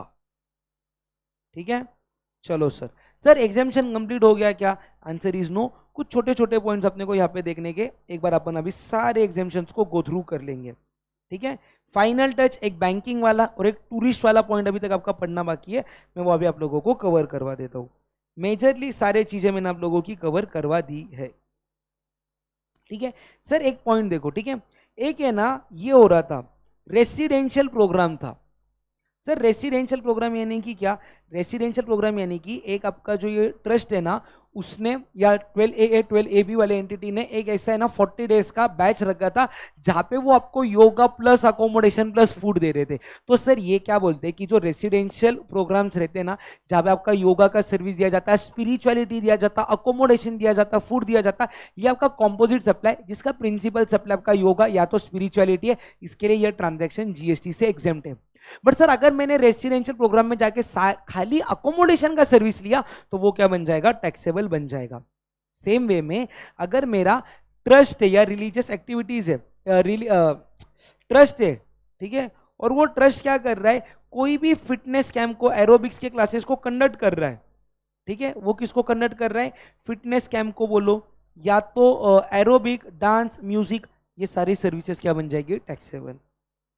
ठीक है, चलो उसके अंदर जो जो पॉइंट्स अपने अभी देखने के रह गए छोटे मोटे, बस उतने अपन देखेंगे, मेजर मैंने सब आप लोगों का कंप्लीट करवा दिया है।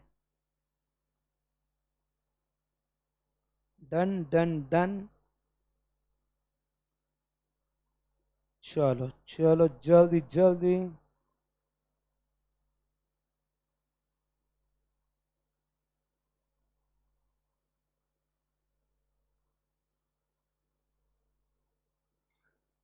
सर देखो जितने एग्जामिशन इंपॉर्टेंट एग्जाम के लिए मैंने उतने करवाए, यस कुछ एग्जामिशन ऐसे हो जाएंगे जो अपन ने नहीं पढ़े, बट ट्रस्ट में वो एग्जाम के लिए इतने इंपॉर्टेंट नहीं है।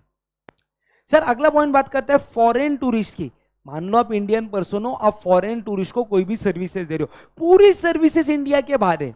जैसे कि समझो एक बंदा था, एक एयर ट्रैवल एजेंट है पुणे का, मिस्टर पवन, पवन ने क्या किया कर जाके डोनाल्ड ट्रंप को ना सर्विसेज दी, मतलब पवन ने सर्विसेज मतलब फॉरेन टूरिस्ट वाली, कहीं तो उसके लिए क्या प्लान बना दिया, लेट्स से मालदीव्स का प्लान बना दिया, तो सर्विसेज पूरी इंडिया के बाहर दी जा रही, तो पूरा कंसीडरेशन एग्जेम्प्ट है।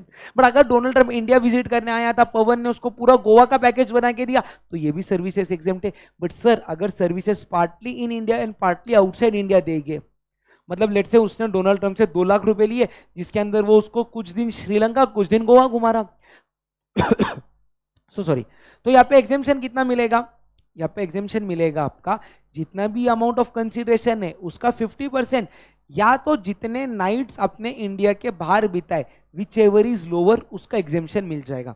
सर एग्जांपल से देखो, आपने क्या किया, एक फॉरेन टूरिस्ट को है ना, फॉरेन टूरिस्ट को आपने कोई तो भी फॉरेन ट्रैवल का सर्विस दिया, जिसके अंदर आप उसको 3 दिन इंडिया 2 दिन श्रीलंका घुमाए, उसे पूरा कंसीडरेशन लिया 2 लाख। सर सबसे पहले 2 लाख का आधा कितना आता, 2 लाख का अगर मैं आधा करूं तो 1 लाख आता, तो एग्जेम्पशन कितना मिलेगा, या तो 1 लाख या तो श्रीलंका को अमाउंट अपोर्शन करो। सर 2 लाख अगर 5 दिन के तो श्रीलंका का 80,000 हो जाता, तो 80,000 एग्जेम्प्ट हो जाएगा, टैक्सेबल 120 हो जाएगा। बट सर अगर वो 3 रात श्रीलंका में रहता तो श्रीलंका की अमाउंट कितनी हो जाती, 120 और टोटल 1 लाख लोअर एग्जेम्प्ट, यानी कि एग्जेम्प्ट कितना हो गया रहता था आपका 1 लाख। बट सर अगर उसने 2.5 डेज इंडिया 3 डेज श्रीलंका को करते तो आपको क्या करना है, एग्जेम्पशन श्रीलंका के बाहर के पीरियड का निकालो, कितना आता, वो आता 3 डिवाइडेड बाय 5.5 इंटू 2 लाख, जो कितना आता आपका 1,09,090 और ₹1 lakh which ever is lower, तो एग्जेम्पशन कितना आता था 1 लाख बन गया रहता था टैक्सेबल। सर स्पोर्ट्स बॉडी वाला सारे पॉइंट्स मैंने आप लोगों को ऑलरेडी बता दिए। पैसेंजर ट्रांसपोर्ट सर्विस सर अपना बाकी है, ध्यान से सुनना। पैसेंजर ट्रांसपोर्ट सर्विसेज में क्या बोल रहे हैं सर, अगर आप लोग रेलवे से ट्रेवल कर रहे हो, रेलवे, और अगर आपका फर्स्ट क्लास से या एसी कोच से, वो क्या बन जाएगा टैक्सेबल, वो क्या बन जाएगा टैक्सेबल। सर अगर मेरा सेकेंड क्लास कोच है तो सेकेंड क्लास, एग्जाम में सिर्फ दिया सेकेंड क्लास कोच, सिर्फ इतना अगर दिया तो इसको आप लोग क्या मानोगे एग्जेम्प्ट। बट अगर ये बोला रहेगा कि ये एसी सेकेंड क्लास से, कौन सा है एसी सेकेंड क्लास से, तो वो क्या बन जाएगा भैया टैक्सेबल बन जाएगा। सर जनरल क्लास से जनरल डब्बे में जा रहे हो तो क्या बन जाएगा एग्जेम्प्ट बन जाएगा। सर उसके बाद में मेट्रो मोनोरेल ट्रैम पे, वापिस से किसकी बात चालू है, मेट्रो मोनोरेल ट्रैम पे, इनकी सर्विसेज कोई भी रहेगी तो वो क्या बन जाएगी एग्जेम्प्ट।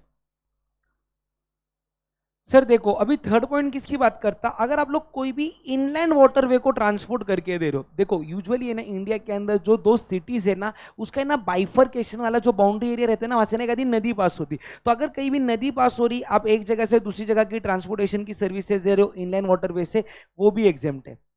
सर अगला पॉइंट बात करते हैं, आप लोग कोई भी पब्लिक ट्रांसपोर्ट में सर्विसेज दे रहे हो other than predominantly for tourism purpose in a vessel between the places located in India। देखो यूजुअली है ना, इसका अगर एग्जाम में आपको क्वेश्चन आया ना, तो अंडमान निकोबार आइलैंड है ना अपने इंडिया के एकदम, इंडिया का पार्ट है, इंडिया से थोड़ा दूर है, तो बेसिकली यहाँ पे क्या है ना बड़े बड़े आइलैंड्स है, जैसे कि एक आइलैंड का नाम है हैवलॉक आइलैंड, दूसरे आइलैंड का नाम है नील आइलैंड। तो अगर कोई भी एक वेसल चल रहा है हैवलॉक आइलैंड से नील आइलैंड पे, जिसका इंटेंशन वहाँ के लोगों को ट्रांसपोर्टेशन ऑफ पैसेंजर की सर्विसेज देना है, तो ये क्या बन जाएगा exempt. Sir second example, Mumbai से एक वेसल निकलता है जो अलीबाग जाता है, जो ट्रांसपोर्टेशन ऑफ पैसेंजर की सर्विसेज देता है, वो भी बन जाएगा एग्जेम्प्ट। बट सर अगर समझो आपकी कोई भी वेसल है जो टूरिज्म के लिए घूम रही है, सर टूरिज्म का एग्जांपल एक आधे की वो कॉरिडिला क्रूज जो मुंबई से आजकल गोवा जाती है, लक्षद्वीप लेके जाती है आप लोगों को, तो वो क्रूज आप लोगों की क्या बन जाएगी टैक्सेबल बन जाएगी। ठीक है सर, अगर आप लोग कोई भी मीटर्ड कैब या ऑटो रिक्शा में घूम रहे हो, मीटर्ड कैब जो बॉम्बे में रहती थी काली कलर की टैक्सी, या तो ऑटो रिक्शा में घूम रहे हो, ये सर्विसेज एग्जेम्प्ट है। बट सर अगर मीटर कैब या ऑटो रिक्शा अगर आप लोगों ने ईसीओ के थ्रू बुक किया है तो वो टैक्सेबल बन जाएगी, ईसीओ उसके ऊपर टैक्स पे करेगा। ठीक है डन। सर देखो कोई भी अगर आप लोग लीजर या चार्टर वेसल में ट्रांसफर कर रहे हो या क्रूज शिप में जा रहे हो, वो क्या बन जाएगा टैक्सेबल। ठीक है सर, रेडियो टैक्सी सर्विसेज हमेशा टैक्सेबल है, रेडियो टैक्सी आपकी मीटर कैब कैटेगरी के अंदर नहीं आते हैं। सर फिर एक बात कर रहे हैं ticket of private ferry use for passenger transport services. अगर आप लोग एक स्टेट के अंदर हो जहां पे एक जगह से एक लैंड से दूसरी लैंड में विद इन इंडिया जाने के लिए ना एक प्राइवेट बंदा अपनी फेरी चला रहा है, तो वो प्राइवेट फेरी भी ट्रांसपोर्टेशन ऑफ पैसेंजर का सर्विसेज दे रही है, वो क्या बन जाएगी आपकी टैक्सेबल, सॉरी क्या बन जाएगी आपकी एग्जेम्प्ट बन जाएगी। फिर सर अगला पॉइंट देखो, transport of passenger without accompanied belongings of. Sir देखो यहाँ पे आपने ट्रांसपोर्टेशन पैसेंजर की अगर सर्विसेज दी, एक ही मिनट है बच्चों, एक ही सेकंड, अरे एक ही सेकंड तो खाली, यस सॉरी, देखो यहाँ पे अगर आप लोग कोई भी पैसेंजर ट्रांसपोर्ट की सर्विसेज दे रहे हो, एयर से दे रहे हो एयर, तो सबसे पहले भैया अगर ये बिजनेस क्लास है ना, कौन सा क्लास है बिजनेस क्लास, तो वो क्या बन जाएगा टैक्सेबल। यहाँ पे बोल रहे अपन ना छोटे मोटे ना गरीबों की बात कर रहे हैं, गरीब मतलब जो अपने जैसे सादे लोग इकोनॉमी क्लास में ट्रेवल करते हैं। तो सुनो, अगर आप लोग इकोनॉमिक क्लास में ट्रेवल कर रहे हो, एयरवे से ट्रेवल कर रहे हो, और आपका जो स्टार्टिंग पॉइंट है आपका जर्नी का नहीं, आपका खुद का स्टार्टिंग पॉइंट या तो आपका खुद का एंडिंग पॉइंट, अगर ये 9 जगह में से कहीं पे भी है ना तो आपको एग्जेम्पशन मिल जाएगा। सर कौन सी 9 जगह? अरुणाचल प्रदेश, आसाम, मणिपुर, मेघालय, मिजोरम, नागालैंड, सिक्किम, त्रिपुरा, बगडोगरा। वापिस से 9 नाम को सुनो, अरुणाचल प्रदेश, आसाम, मणिपुर, मेघालय, मिजोरम, नागालैंड, सिक्किम, त्रिपुरा या बगडोगरा। देखो यहां तक सारे स्टेट से, 8 स्टेट से कौन से सर? वापिस एक बार नाम बोलेंगे, अरुणाचल प्रदेश, असम, मेघालय, मणिपुर, मिजोरम, नागालैंड, सिक्किम, त्रिपुरा। या फिर बगडोगरा एक ही ऐसा एयरपोर्ट है जो कहां पे लोकेटेड है? आपका वेस्ट बंगाल। पूरे वेस्ट बंगाल की बात नहीं चालू, सिर्फ बगडोगरा की बात चालू है। यहां पे आप आपकी जर्नी को चालू करो या आप आपकी जर्नी को एंड करो, वो वाला ट्रांसपोर्टेशन एग्जेम्प्ट माना जाएगा। सुनो, ट्रांसपोर्टेशन ऑफ पैसेंजर एग्जेम्प्ट है।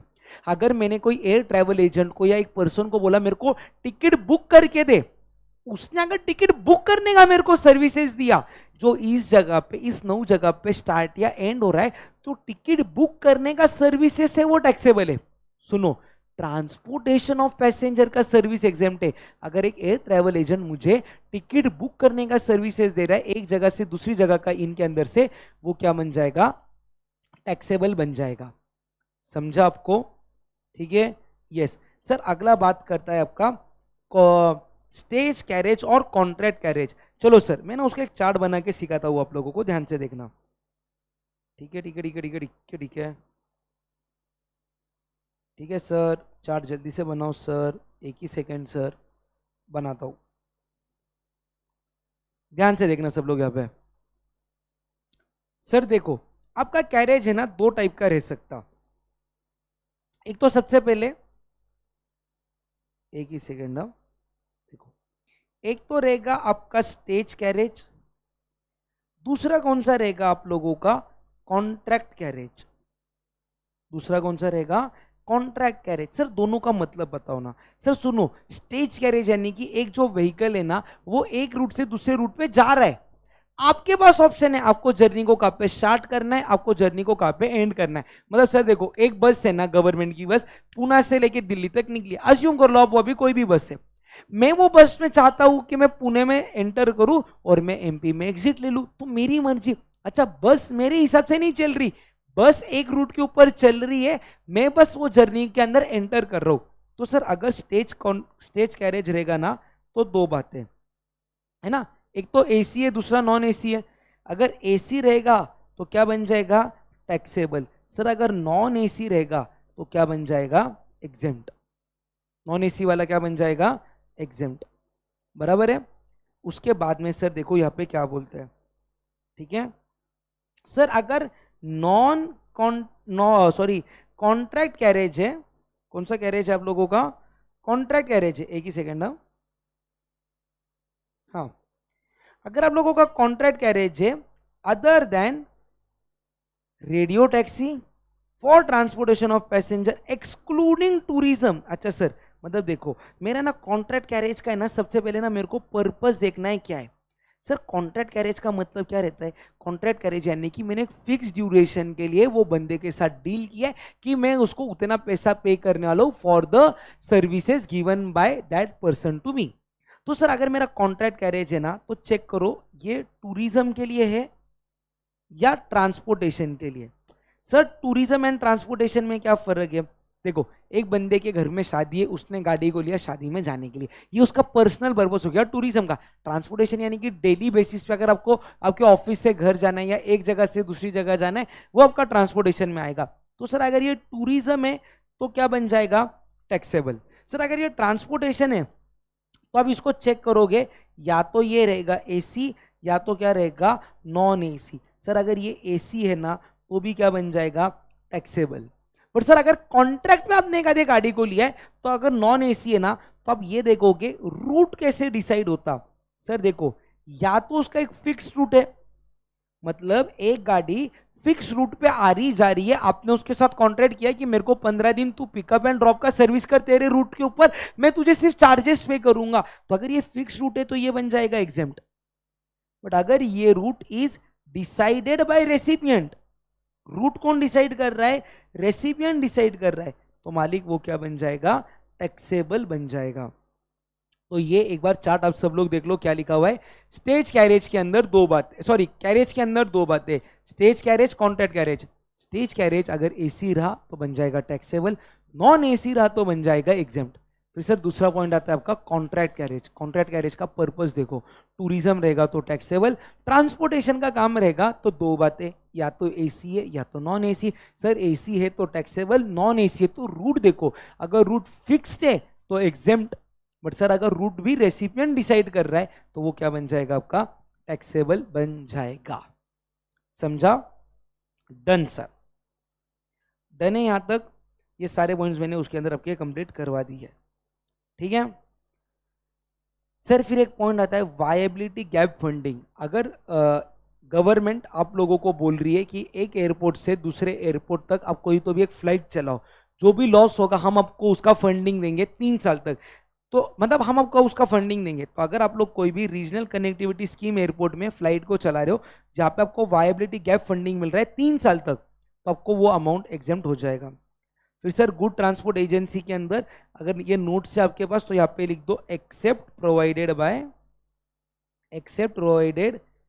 बाय ईसीओ और थ्रू ईसीओ, ये इसके अंदर आप लोगों को लिख के लेना है, ठीक है sir. Goods transport agency means any person provides services in relation to transport of goods and issue consignment note by whatever called but does not include, अभी इसके अंदर ये लाइन ऐड हो गई ना, but does not include ECO, supply by ECO और supply through ECO, ठीक है सर। दूसरा इंडिविजुअल ट्रक और टेम्पो आपका जीटीए के अंदर नहीं आएगा, तो इंडिविजुअल ट्रक या टेम्पो ने कोई भी सर्विसेज प्रोवाइड की वो क्या हो जाएगी आपकी एग्जेम्प्ट मानी जाएगी। फिर ये पॉइंट हो गया है, ये पॉइंट मैंने आपको ऑलरेडी बता दिया है, ये सारे नाम सबको ऑलरेडी बता दिए है ना, ये सब हो गया है। डन डन डन डन, यहां तक आपका कंप्लीट हो गया सारा। फिर हाँ सर चलो अगला पॉइंट बात करता है renting of immovable property related services. देखो सर अगर आपको रेंटिंग ऑफ इमूवेबल प्रॉपर्टी है ना, उसका ये एक मास्टर चार्ट है, वो चार्ट अपन लोग साथ में बना लेते हैं। देखो बात करेंगे एकदम एक ना बहुत ही बड़ा चार्ट बनाते, ठीक है। देखो रेंटिंग ऑफ इमूवेबल प्रॉपर्टी, इसकी बात चालू है। Renting of immovable property sir ये ना दो टाइप का रह सकता, या तो रेंटिंग रहेगी आपकी नेचर में कमर्शियल, या तो रेंटिंग कैसी रहेगी आप लोगों की रेसिडेंशियल। सर अगर रेंटिंग आपकी कमर्शियल है तो चेक करो सप्लायर कौन है। क्या चेक करोगे? सप्लायर कौन है। ये मैंने आरसीएम के चैप्टर में ऑलरेडी बताया हुआ है आपको, वो भी से एक बार आज बना लेते हैं। सर देखो अगर ये ना आपका सप्लायर, चल ना भैया, हाँ सप्लायर अगर आपका रजिस्टर्ड है, सप्लायर कैसा है रजिस्टर्ड, तो टैक्स किस पे होगा ये FCM। बट सर अगर सप्लायर अनरजिस्टर्ड पर्सन है तो चेक करो रेसिपिएंट कौन है। सर रेसिपिएंट भी दो बातें रहेगी, या तो रेसिपिएंट जीएसटी में रजिस्टर्ड है या तो क्या है अनरजिस्टर्ड। सर अगर वो अनरजिस्टर्ड है तो क्या हो जाएगा एग्जेम्प्ट। बट सर अगर रेसिपिएंट रजिस्टर्ड है तो चेक करो कैसा वाला रजिस्टर्ड है, सेक्शन 9 वाला या 10 वाला। सर अगर वो 9 वाला रहेगा तो आरसीएम, टैक्स वाला रहेगा तो क्या हो जाएगा एग्जेम्प्ट। ये अपना एक पार्ट हो गया कमर्शियल। सर सेकंड पार्ट बात करता है आपकी प्रॉपर्टी रेसिडेंशियल है, तो आप उसको कौन से पर्पस के लिए दे रहे हो वो चेक करो। क्या चेक करोगे उसका पर्पस। सर पर्पस दो बातें, या तो पर्पस रहेगा आपका कमर्शियल, या तो आपका पर्पस क्या रहेगा रेसिडेंशियल। सर अगर आपका पर्पस कमर्शियल है, पर्पस कैसा है कमर्शियल, तो वो बन जाएगा टैक्सेबल। कौन से बेसिस पे FCM। बट सर अगर आप लोग रेसिडेंशियल प्रॉपर्टी को रेसिडेंशियल पर्पस के लिए दे रहे हो तो चेक करो जीएसटी में रेसिपिएंट कैसा है। सर रेसिपिएंट दो बातें, या तो वो रहेगा रजिस्टर्ड या तो वो रहेगा अनरजिस्टर्ड। अगर सर रेसिपिएंट अनरजिस्टर्ड है ना तो वो बन जाएगा एग्जेम्प्ट। बट सर अगर रेसिपिएंट रजिस्टर्ड है तो चेक करो एक्सपेंसेस, क्या वो P&L को डेबिट कर रहा, क्या वो एक्सपेंसेस P&L को डेबिट कर रहा है क्या। सर दो बातें, हाँ वो P&L को डेबिट कर रहा, नहीं वो P&L को डेबिट नहीं कर रहा। अगर P&L को डेबिट कर रहा तो RCM पे वो टैक्सेबल बन जाएगा। टैक्सेबल किस पे हो जाएगा RCM। एक ही सेकंड ना, हाँ टैक्सेबल हो जाएगा RCM पे। और सर अगर वो P&L को डेबिट नहीं कर रहा तो वो क्या हो जाएगा, एग्जेम्प्ट हो जाएगा। ये एक मास्टर चार्ट है जिसके अंदर आपका रेंटिंग ऑफ इमूवेबल प्रॉपर्टी के सारे पॉइंट्स यहाँ पे कंप्लीट हो गए हुए। सर वीडियो को पॉज कर लो और ये चार्ट को बना लो। बहुत ही शानदार चार्ट है जिसमें सारे पॉइंट्स कवर हो चुके हैं। चलो सर हो गया यहाँ तक लिख के, परफेक्ट। आ जाओ अगले वाले पॉइंट पे। सर इसके अंदर क्या बोलते हैं कि देखो, अगर आप लोग है ना कोई भी अकोमोडेशन स्टूडेंट को दे रहे हो स्टूडेंट रेसिडेंसी में, यानी कि मैं बोलूँ इधर बात कर रहे पीजी की या बात कर रहे हॉस्टल की, ये वैसे तो रेसिडेंशियल कॉम्प्लेक्स है बट इनको क्या बोला है, आपको एग्जेम्पशन नहीं मिलेगा। आप जो भी सर्विसेज प्रोवाइड करोगे वो टैक्सेबल हो जाएगी क्योंकि वो नेचर कमर्शियल है। सेम वे में अगर आप लोग कोई भी हॉस्टल, कैंप, पेइंग गेस्ट वगैरह चला रहे हो वो भी क्या बन जाएगा, आपका टैक्सेबल बन जाएगा। ठीक है, ठीक है क्या सर? देखो अगर आपने एक हाउस को रेंट पे दिया है जो होटल और लॉज, तो वो इस एग्जेम्पशन के अंदर कवर्ड नहीं है। सर ये बात कर रहा है आपका एयरबीएनबी की। अगर आपने एक आधा आपका हाउस है रेंट पे दे दिया किसी पर्सन को, तो उसको रेसिडेंशियल पर्पस नहीं माना जाएगा, वो आपका टैक्सेबल माना जाएगा। ठीक है सर, उसके बाद में अगर आपने आपका कोई भी फर्निश्ड फ्लैट टेम्पररी स्टे करने के लिए दिया है किसी को, तो उसको रेसिडेंशियल ड्वेलिंग नहीं मानेंगे। Temporary stay is not a residential dwelling, वो आपका क्या बन जाएगा, टैक्सेबल। बट सर इसके अंदर है ना एक पॉइंट है, देखो अगर आप लोग अकोमोडेशन सर्विसेज दे रहे हो, ये ना अभी पीजी एंड हॉस्टल्स वगैरह की बात चालू है, तो सर इसके लिए आप क्या चेक करोगे, ड्यूरेशन चेक करोगे। देखो सर ड्यूरेशन सबसे पहले अगर लेस देन 90 डेज है, ड्यूरेशन कितना है, लेस देन 90 डेज, ये बन जाएगा टैक्सेबल। बट सर अगर ड्यूरेशन है आपका 90 डेज और मोर, ड्यूरेशन कितना है आपका 90 डेज और मोर का ड्यूरेशन है ना, आप कंसीडरेशन चेक करो। इस केस में आप क्या चेक करोगे, कंसीडरेशन। सर कंसीडरेशन अगर आपका लेस देन इक्वल टू 20,000 है तो वो क्या बन जाएगा, एग्जेम्प्ट। बट अगर कंसीडरेशन मोर देन 20,000 है वो क्या बन जाएगा, टैक्सेबल। वो क्या हो जाएगा, टैक्सेबल। सर अगर इसका भी चार्ट बना के रखना है तो जल्दी से बना लो सब लोग। चलो सर हो गया, डन। सर उसके बाद में क्या बोलते हैं, अगर आप कोई भी होटल में, इंस में, गेस्ट हाउस में, क्लब में, कैंप साइट में रहने के लिए जा रहे हो, कितना भी वैल्यू रहे वो हमेशा क्या माना जाएगा, टैक्सेबल।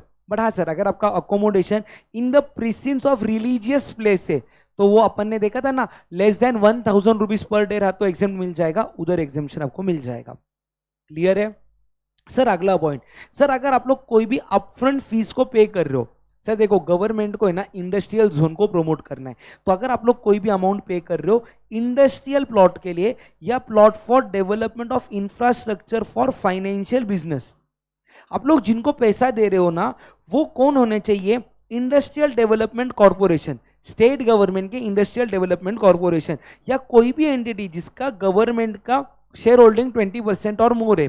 और अगर आपने उसको लीज पे लिया है for a period of 30 years और मोर, तो आप लोग उसको जितना भी अमाउंट पे करो, कुछ भी बोल के पे करो, वो एग्जेम्प्ट हो जाएगा। बट सर अगर समझो आपने इंडस्ट्रियल एक्टिविटी के लिए एक जगह ली 40 इयर्स के रेंट के लिए, 5 साल के लिए आपने उसको इंडस्ट्रियल पर्पस के लिए यूज किया, बाद में अगर वो अदर पर्पस के लिए आ जाता है तो वो बन जाएगा टैक्सेबल। सेम वे में आता है सर एक आपका प्रेफरेंशियल लोकेशन चार्जेस। अगर आपको आपके हिसाब का एरिया चाहिए तो उसके लिए अगर आपने अलग कंसीडरेशन पे किया, वो भी आपका क्या माना जाएगा, एग्जेम्प्ट माना जाएगा, प्रोवाइडेड आपका यूज इंडस्ट्रियल और इंफ्रास्ट्रक्चर फॉर फाइनेंशियल बिजनेस होना चाहिए। ठीक है, फिर सर ये गवर्नमेंट रिलेटेड सर्विसेज अपनी ऑलमोस्ट सारी हो चुकी है। ठीक है, यस सर, गवर्नमेंट का अपन ने सब देख लिया है, सारे पॉइंट्स यहाँ पे कंप्लीट हो गए। सर एक ही पॉइंट है ना उसके अंदर भी बाकी है,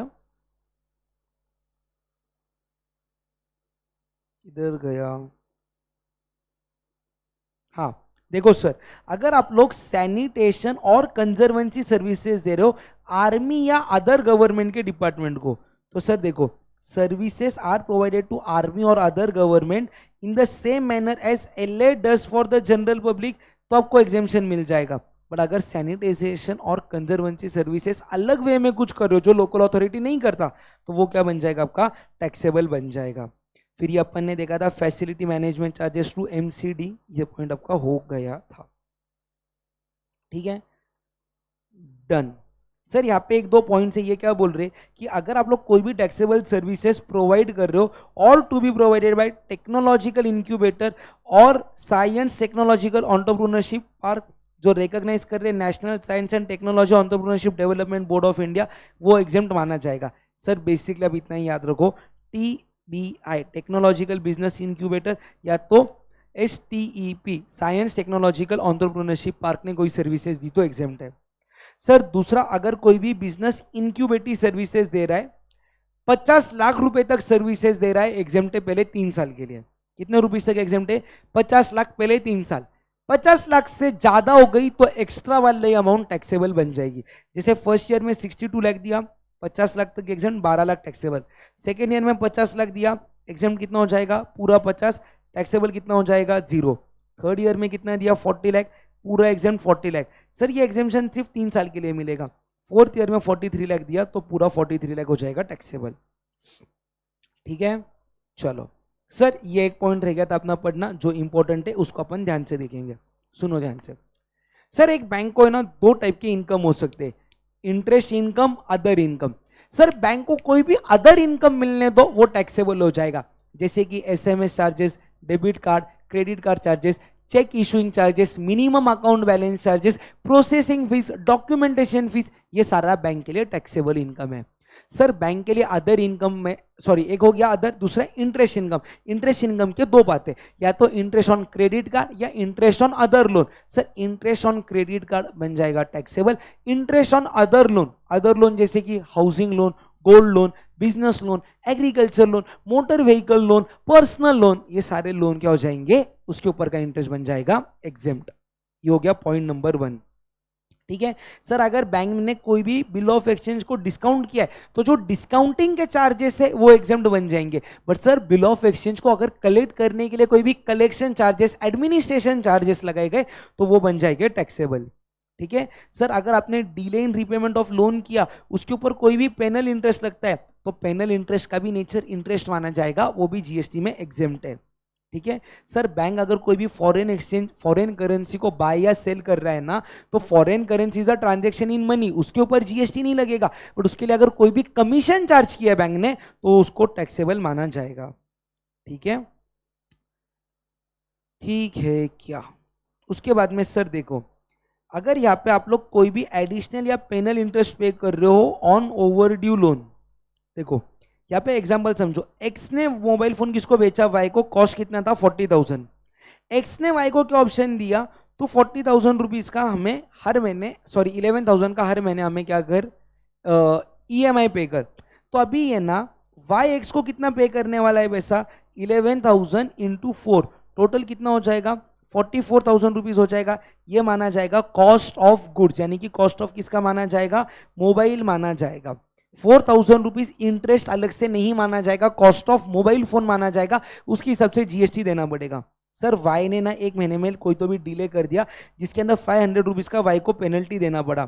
इस केस में ये जो पेनल्टी का अमाउंट है ना, ये आपके जो वैल्यू ऑफ गुड्स था ना, वैल्यू ऑफ सप्लाई, उसके अंदर ऐड हो जाएगा। क्योंकि भैया यहाँ पे जो क्रेडिट फैसिलिटी है ना, वो आपको सप्लायर ने दी है, बैंक ने नहीं दी है। और जब अपन ने सेक्शन 15 पढ़ा था तो अपन ने एक पॉइंट देखा था इंक्लूजन्स के अंदर, एनहांस्ड कॉम्पेंसेशन वाला। तो अगर रेसिपिएंट कोई भी एनहांस कॉम्पेंसेशन सप्लायर को पे करता है, वो वैल्यू ऑफ सप्लाई में ऐड हो जाएगा, उसके ऊपर भी जीएसटी आएगा। बट सर एक्स ने ना वाई को मोबाइल फोन बेचा, वाई ने क्या किया? 2.5% पर मंथ का इंटरेस्ट ये लिया, ABC लिमिटेड बैंक से ये ले लिया, क्रेडिट ले लिया। तो यहाँ पे अभी क्या हो जाएगा? 40,000 का आपका मोबाइल सप्लाई माना जाएगा और 4,000 रुपीज का आपका क्या माना जाएगा? इंटरेस्ट। और सर ये इंटरेस्ट जीएसटी में क्या हो जाएगा?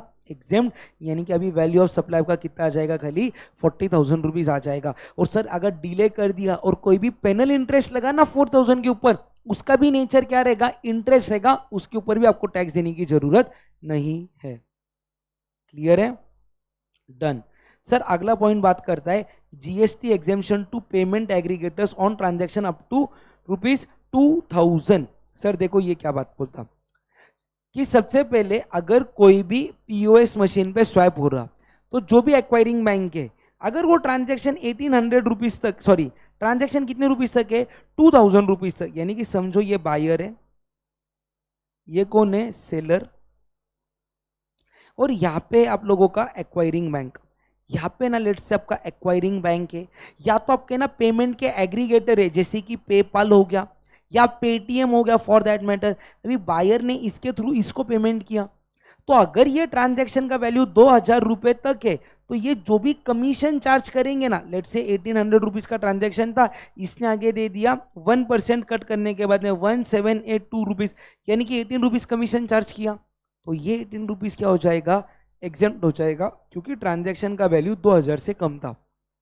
बट भैया अगर यहाँ पे बायर ने पेमेंट किया रहता था लेट से 2400 का, और अगर अभी 1% कमीशन चार्ज होता था 24 रुपीज, तो ये 24 रुपीज क्या बन जाता था, टैक्सेबल बन गया रहता था। समझा क्या? उसके बाद में sir ministry of electronic and information technology क्या बोलती है, एक्वायरिंग बैंक को, यानी कि इनको, कि आप है ना सेलर से कोई भी कमीशन को चार्ज मत करो, अपने को डिजिटल पेमेंट को प्रमोट करना है, आपको जो भी रहेगा कमीशन हम लोग पे करेंगे, हम लोग यानी कि कौन पे करेगा, गवर्नमेंट। तो ये एक टाइप का सब्सिडी है जो गवर्नमेंट ने आपको दिया, उसके ऊपर जीएसटी नहीं लगेगा। ठीक है, फिर ये बिजनेस करस्पॉन्डेंट एंड फैसिलिटेटर मैंने आपको ऑलरेडी समझा दिया। सर इंश्योरेंस रिलेटेड सर्विसेज सारे ROO read only once category में डालना, और सर सिर्फ एक इंश्योरेंस को याद रखना, अगर आपने लाइफ माइक्रो इंश्योरेंस प्रोडक्ट लिया है जिसका कवरेज 2 लाख रुपए तक है, मैक्सिमम 2 लाख, तो वो सर्विसेज एग्जेम्प्ट मानी जाएगी। सर अगर कोई भी इंश्योरेंस का प्रीमियम ऐसा है जिसका पूरा अमाउंट गवर्नमेंट ने पे किया है, तो वो प्रीमियम भी एग्जेम्प्ट हो जाएगा। ठीक है सर, अगर कोई भी इंश्योरेंस सर्विसेज प्रोवाइड कर रहा है मोटर व्हीकल एक्सीडेंट फंड, वो भी क्या हो जाएगा, आपका एग्जेम्प्ट माना जाएगा। ठीक है सर, मिसलेनियस सर्विसेज, अगर आपने आपके बिजनेस को ट्रांसफर किया गोइंग कंसर्न बोल के, एग्जेम्प्ट है। उसके बाद में सर ध्यान से देखना, आर्बिट्रल ट्रिब्यूनल सर्विसेज दे रहा है नॉन बिजनेस एंटिटी को, एग्जेम्प्ट है, बिजनेस एंटिटी को एग्जेम्प्ट है, सॉरी नॉन बिजनेस एंटिटी को एग्जेम्प्ट है, आर्बिट्रल ट्रिब्यूनल गवर्नमेंट को सर्विसेज दे रहा है, एग्जेम्प्ट है। अगर आर्बिट्रल ट्रिब्यूनल बिजनेस एंटिटी को सर्विसेज दे रहा, तो बिजनेस एंटिटी का टर्नओवर चेक करो प्रीसीडिंग फाइनेंशियल ईयर में, अगर वो up to basic exemption limit है तो आर्बिट्रल ट्रिब्यूनल की सर्विसेज एग्जेम्प्ट है, बट अगर वो अबाव एग्जेम्पशन लिमिट है जिसके वजह से रजिस्ट्रेशन लेने को लायबल हो रहा है बिजनेस एंटिटी, तो वो सर्विसेज क्या बन जाएगी, टैक्सेबल। सर सेम वे में अगर कोई भी एडवोकेट या फर्म ऑफ एडवोकेट सर्विसेज दे रहा है, गवर्नमेंट को दे रहा है तो एग्जेम्प्ट है, दूसरे एडवोकेट को दे रहा है तो भी एग्जेम्प्ट है, नॉन बिजनेस एंटिटी को दे रहा है तो भी एग्जेम्प्ट है। बट अगर सर एडवोकेट या फर्म ऑफ एडवोकेट दूसरे बिजनेस एंटिटी को सर्विसेज दे रहा है, तो बिजनेस एंटिटी का टर्नओवर पिछले साल का चेक करो, अगर वो अप टू एग्जेम्पशन लिमिट है तो एडवोकेट या फर्म ऑफ एडवोकेट की सर्विसेज एग्जेम्प्ट है। बट अगर बिजनेस एंटिटी का टर्नओवर प्रीसीडिंग फाइनेंशियल ईयर में अबव एग्जेम्पशन लिमिट है, तो वो क्या बन जाएगा, टैक्सेबल बन जाएगा। सर अगर सीनियर एडवोकेट ने गवर्नमेंट को सर्विसेज दी तो एग्जेम्प्ट, सीनियर एडवोकेट ने नॉन बिजनेस एंटिटी को सर्विसेज दी तो exempt, but sir senior advocate ने बिजनेस एंटिटी को सर्विसेज दी या दूसरे इंडिविजुअल या फर्म ऑफ एडवोकेट को सर्विसेज दी, तो बिजनेस एंटिटी और फर्म ऑफ एडवोकेट का पिछले साल का टर्नओवर चेक करो, अगर वो अप टू एग्जेम्पशन लिमिट है तो ये सर्विसेज एग्जेम्प्ट है सीनियर एडवोकेट की, और अगर वो अबव एग्जेम्पशन लिमिट है तो क्या बन जाएगा, टैक्सेबल। सर इंडिपेंडेंट जर्नलिस्ट ने कोई भी सर्विसेज दी तो एग्जेम्प्ट है, पब्लिक लाइब्रेरी की सर्विसेज एग्जेम्प्ट है। सर अगर कोई भी पर्सन ऑर्गेनाइज कर रहा है business exhibition outside India, business exhibition outside India, उसको पेमेंट कैसा भी मिले, पेमेंट कैसा भी मिले, वो सर्विसेज एग्जेम्प्ट है। सर एग्जाम में आपको कंफ्यूज करने के लिए देंगे, मेक इन इंडिया इनिशिएटिव के अंडर आप लोगों ने कोई भी बिजनेस एग्जीबिशन को ऑर्गेनाइज कराया या इन इंडिया, इंडिया में ऑर्गेनाइज कराया, तो वो क्या बन जाएगा, टैक्सेबल बन जाएगा। ठीक है, इंडिया के बाहर रहा तो एग्जेम्प्ट। फिर ये RWA का मैंने आपको ऑलरेडी समझा दिया है पॉइंट। ठीक है, उसके बाद में इंपॉर्टेंट वाले पॉइंट्स में देखेंगे और कुछ बच रहा है क्या, नहीं। हाँ सर, अगर कोई भी ऑनोरेरियम आप गेस्ट एंकर को पे कर रहे हो, टीवी शो पे गेस्ट एंकर को बुलाया, उसको ऑनोरेरियम पे कर रहे हो, कोई भी अलग से एग्जेम्पशन नहीं मिलेगा, वो सर्विसेज टैक्सेबल है। क्लियर है? बस कितना हो गया दोस्तों, 1.5 घंटा खाली, बस सारे इंपॉर्टेंट एग्जाम्पशंस मैंने एकदम बहुत ही फास्ट वे में, एकदम एग्जाम ओरिएंटेड वे में आप लोगों को यहाँ पे समझा दिए।